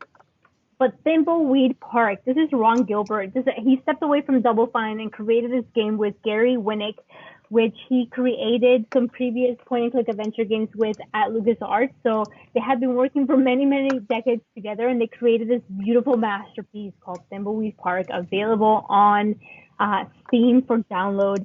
They actually created this by reaching a target on the crowd surfing site called Kickstarter, which I'm sure many of you gamers who listen to our podcast are familiar with. Absolutely, yeah. It was released in 2017 for Windows, Mac, Xbox One. Man, if you just look it up, Thimbleweed Park, you can find it. It is absolutely adorable. I freaking love this game. It took me back to the old days of Maniac Mansion. Same kind of style, point-and-click adventure games where you have your bottom list of commands, but very futuristic in the sense of, you know, the art style, the gaming style in itself. The storyline was so cute. I don't want to give you any spoilers because we'll spoil the 35-year-old games, but the 3-year-old games we won't spoil. And I will interject real quick. I did find it on Steam. It is currently on sale for $15.99, normally $19.99, so 20% off right now on Steam until September 1st. This podcast will come out on Saturday, August 29th. So you got a couple days to catch that sale if you want to take Sandy up on her recommendation there. There you go. Freaking take me up on it. You know what? As a matter of fact, I demand that you take me up on it. Go buy it now. Go support this amazing indie gamer developer, Ron Gilbert. He's been in the business for years. He will not disappoint you. Thimbleweed Park was as fun as it was clever, as it was intuitive, as it was creative. You will not be disappointed. Josh, if I don't hear your take on this game next week, we will be upset. I will be upset. We will fight. Maybe, or, I'm kind of hoping that you don't listen to this episode back and we both just kind of forget what this conversation went, and because it's late, and I know you will. I know women always remember, and I don't mean that in a disparaging way for all of our female listeners, especially my wife who is listening to this podcast. I played more Ghost of Tsushima. I talked about it a lot last week. I'm not going to talk more about it. I would just say that it does get even better than what I was talking about. Although I said a little buggy last week. I'll say it's more of a moderately buggy. It's not like a Fallout New Vegas or whatever level of bugginess, but there is some bugs that they probably should have done a little bit more testing on. But games released during COVID, if they're buggy, this is kind of where it is. But I also, I did pick up. I pre-ordered the digital copy of the remake of Tony Hawk's Pro Skater 1 and 2. And so I got to play around with the demo quite a bit. Of course, you only get to play as Tony Hawk in the demo, and you only get to play the warehouse level. But really, it brings you right back to I think was it like 1998 was when the original Tony Hawk's Pro Skater came out on PlayStation, and on the Nintendo 64. I think it released a year later. PlayStation got off the ball with that quicker. But it brings you right back. And of course, Superman by Goldfinger kicks in when you turn the game on. So, it brings you right back to that third wave of ska, that awesome time of childhood that skateboarding ruled. Tony Hawk was the coolest guy in the world, and it's a really smooth, clean game. They kept all the features of the some of the later games, but they took out some of the stuff that was just too experimental. Like, I don't know how many of those games you played, but like Tony Hawk's Pro Underground, Tony Hawk Underground, you had to, take off you got off your skateboard and you carried it around, and you climbed up on roofs and stuff like that. So don't have to do that in this one. It's more of a straightforward Tony Hawk game. I'm really excited for it. It comes out on the 4th. And actually, the PlayStation, when you do a digital pre-order, it gives you that countdown on the screen. So I'm pretty excited about that one. But that's what I played this week, other Hell than yeah. Ghost of Tsushima. And I mixed in, because it's hockey season, I mixed in playing some NHL 20 as well. Josh, But I have a question for you. sure. What was the soundtrack like when you played that Tony Hawk Underground demo? Oh, so for the Tony Hawk's Pro Skater 1 and 2 demo, they had the Superman song, and then I don't remember. There's only 2 other songs on the demo, so the demo is fun for a little bit, but as someone who's an avid ska punk fan, I've listened to the song Superman by Goldfinger, possibly more than any other song ever. And so when I'm playing the demo, and that's one of 3 songs that's coming on, and I know that the soundtrack for the game is actually 60, 70 songs deep or whatever it is, that won't be a problem when the full game comes out. But the demo does kind of wears thin when you're just playing the warehouse, just with Tony Hawk, and once every 10 minutes you're listening to Superman. It can kind of wear on you a little bit. And actually, I will say this: I was listening to another podcast that the lead singer of Less Than Jake puts on. It's called Krista Makes a Podcast. But he had John Feldman, who's the lead singer of Goldfinger, on, and he actually talked about how when Goldfinger got signed, he signed a contract that basically gave the label like lifetime rights to the songs that they recorded, and Superman is one of them. And so actually, when Tony Hawk wanted to use the song again for this remake, there was a lot of like legal loopholes that they had to work around, because this one specific producer from the old label back in like 1995 still had the rights to it, and so they had to work around that. So that's kind of a fun little thing. Definitely check out if you're a ska punk fan like I am. Krista Makes a Podcast. It's Krista Makes from Less Than Jake. Really cool songwriting podcast. Did you ever listen to Real Big Fish? Oh yeah. We could talk the ska podcast that we do. French Horn Suplex. We'll talk about that another time. But yeah, Wait, I definitely no. Well, we don't need to do a ska punk podcast. We'll just stick to the wrestling Are and you video games. cheating on me, Josh? No, never. I don't have time for more than one podcast, Sandy. But no, ska punk, definitely, I still listen to it. It's still my all-time favorite genre. I will still, I'll still skank every time Sellout comes on. So it is what it is. But definitely check out Tony Hawk's Pro Skater 1 and 2. Sandy, I know you got some wrestling to plug here.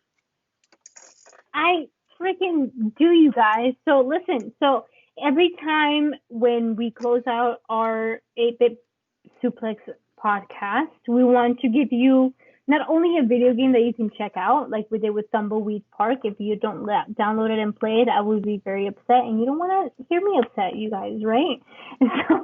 And we also want to plug a indie wrestling match that you guys should check out. Mine for the week will be the Tampa Bay Pro Wrestling episode 18. It's called Edge of Destruction Part 2, and it's available on fight.tv.com, or if you decide to watch it on your mobile device, it's available on the App Store, fight.tv, on the Fight TV app. You can definitely watch it there. It's very exciting. So I was actually, this is a shameless self-plug or whatever they call it. I'm not too sure with this yet. But I was on episode 17. It was my second match. I wrestled Brandy Lauren, which you may know her from Evolve and from WWE NXT. And she's kind of done some extra work on the WWE network. And yeah, she's been one of God, what's his name? Freaking. She's with she was a part of the celebration with Damian Priest. after Damien, please. Takeover, after he won the North American title at Takeover. Correct. God, I always forget his freaking name. I don't know what it is with that, but yeah, she's been I involved just in I just call that. him Vin Diesel with hair. I mean, he kind of reminds me of Vin That's Diesel. exactly what it reminds me of too, but I'm like, that's not helpful. No, But it's yeah, really not. so my match with Brandy Lauren, my second match ever in front of an audience, is available on Fight TV as well. That is episode 17, but I'm here to plug episode 18. We have this huge gauntlet match with our roster. You get to see Dax, you get to see Logan Cruz, you get to see a lot of our talent on the Tampa Bay Pro Wrestling roster kind of show off their skills and their talents on this episode. So definitely check it out, Fight.tv or on the Fight TV app. That is Tampa Bay Pro Wrestling Edge of Destruction Part 2 or Tampa Bay Pro Wrestling Episode 18. If you want to check out my couple of matches, only 2 of them, not too many yet, you can look up Tampa Bay Pro Wrestling. I don't think my name is really up there on the search bar just yet, but hey, just so that you know, my name on there is Liana Dos Santos, which will soon be changed to Liana de los Santos. Don't ask me why. I will hurt you if you ask me why. No, I'm just kidding. But Josh, go ahead. What is your match for the week? Yeah, no, it's it's really cool to watch. I get to go and sit in a rec center and watch you guys do those shows. And it's cool to see them on an app like Fight TV. So definitely go check those out. My match is going to be from we talked about Punk Pro Wrestling previously, but Hunter Law versus John Yes. Davis. Definitely go out of your way to look for anything Hunter Law related, anything Yes, John Davis dude. related. And Hunter Law is one of my local favorites here. Troy Hollywood is another one, and then obviously so is Snoop Strikes. They roll in a faction called OAO, which is one of our favorites here at the Social Suplex Podcast Network. And I will say this as a little plug to the other guys because I'm plugging Hunter's match, is that Troy Hollywood came in at 448 on the PWI 500 this year. And Woo! and Snoop Strikes, or as you know him in MLW as Coda Brazil, came in at 305. So big ups to those guys for making it onto the list. Go check out any of their Hell matches, yes. and then specifically Hunter Law versus John Davis, Punk Pro Wrestling. You can find that on YouTube. Sandy, it's super late. We went probably a little bit longer than we thought we might, but you know what? That's okay. Everyone loves hearing us talk for hours and hours. That's what they all tell me. Hell yeah. So I got nothing else. You got anything else? I have nothing else besides definitely check out friggin' Hunter. Hunter, I want to give a special shout out to because I've actually trained under him a few times, and Sure. he is so patient and so freaking sweet and so smart when it comes to his business. He is a tremendous talent. Same with Coda Brazil, aka Snoop Strike. Same with Troy Hollywood. They Yeah, are, absolutely. man, they give it their all in there. And in a few years from now, they're going to be huge top stars. So if you don't know about them now, get to know them now so that you can see their work and you can follow their journey along to the big leagues, because I can guarantee you they will make it to the big leagues. Yeah, absolutely. I agree. And with that, I've been Josh McLaughlin. She's been Sandy Gaviria. You can check us out on Twitter, 8-Bit Suplex. And also follow our podcast network at Social Suplex Podcast Network. I think it's just at Social Suplex. Definitely go to manscaped.com. Use the promo code Suplex to save 20%, get free shipping, and throw us your proof of purchase at socialsuplex@gmail.com. You'll get your AEW All Out pay-per-view paid for. With that, I think we can say goodnight, Sandy. I want to plug my personal and soon-to-be Liana de los Santos Twitter. I need Sure. more followers, guys. Help me. My at Twitter right now is at Sailor Zelda. That's SailorZelda. For Twitter, please follow me on there. I have a pathetic 400 and something followers. I need your help, especially if I'm trying to make it in this crazy world of pro wrestling. So help me out there. For And sure. definitely check us out at 8-Bit Suplex for our podcast so that you guys can get the latest news and updates on our podcast. As you can tell right now, we are a day behind. Lots of crazy things happening this week, but we are here for you. Let us know what you want us to talk about. Like we said earlier, this is a podcast not to tell you the facts and things like that, but we want to talk to you as consumers, as you guys would do, as you guys would watch your wrestling, as you guys would play your video games. That's what we're here for. And if we like it, we want to make sure that you guys know about it so that you guys can play it and so you guys can watch it and enjoy it too. So that is what we're here for. So we cannot wait to give you more. Let us know your suggestions. And thank you so much for listening to us and following us along. Absolutely. And we'll see you next week, hopefully on time. Bye, guys. Yeah. Bye, guys.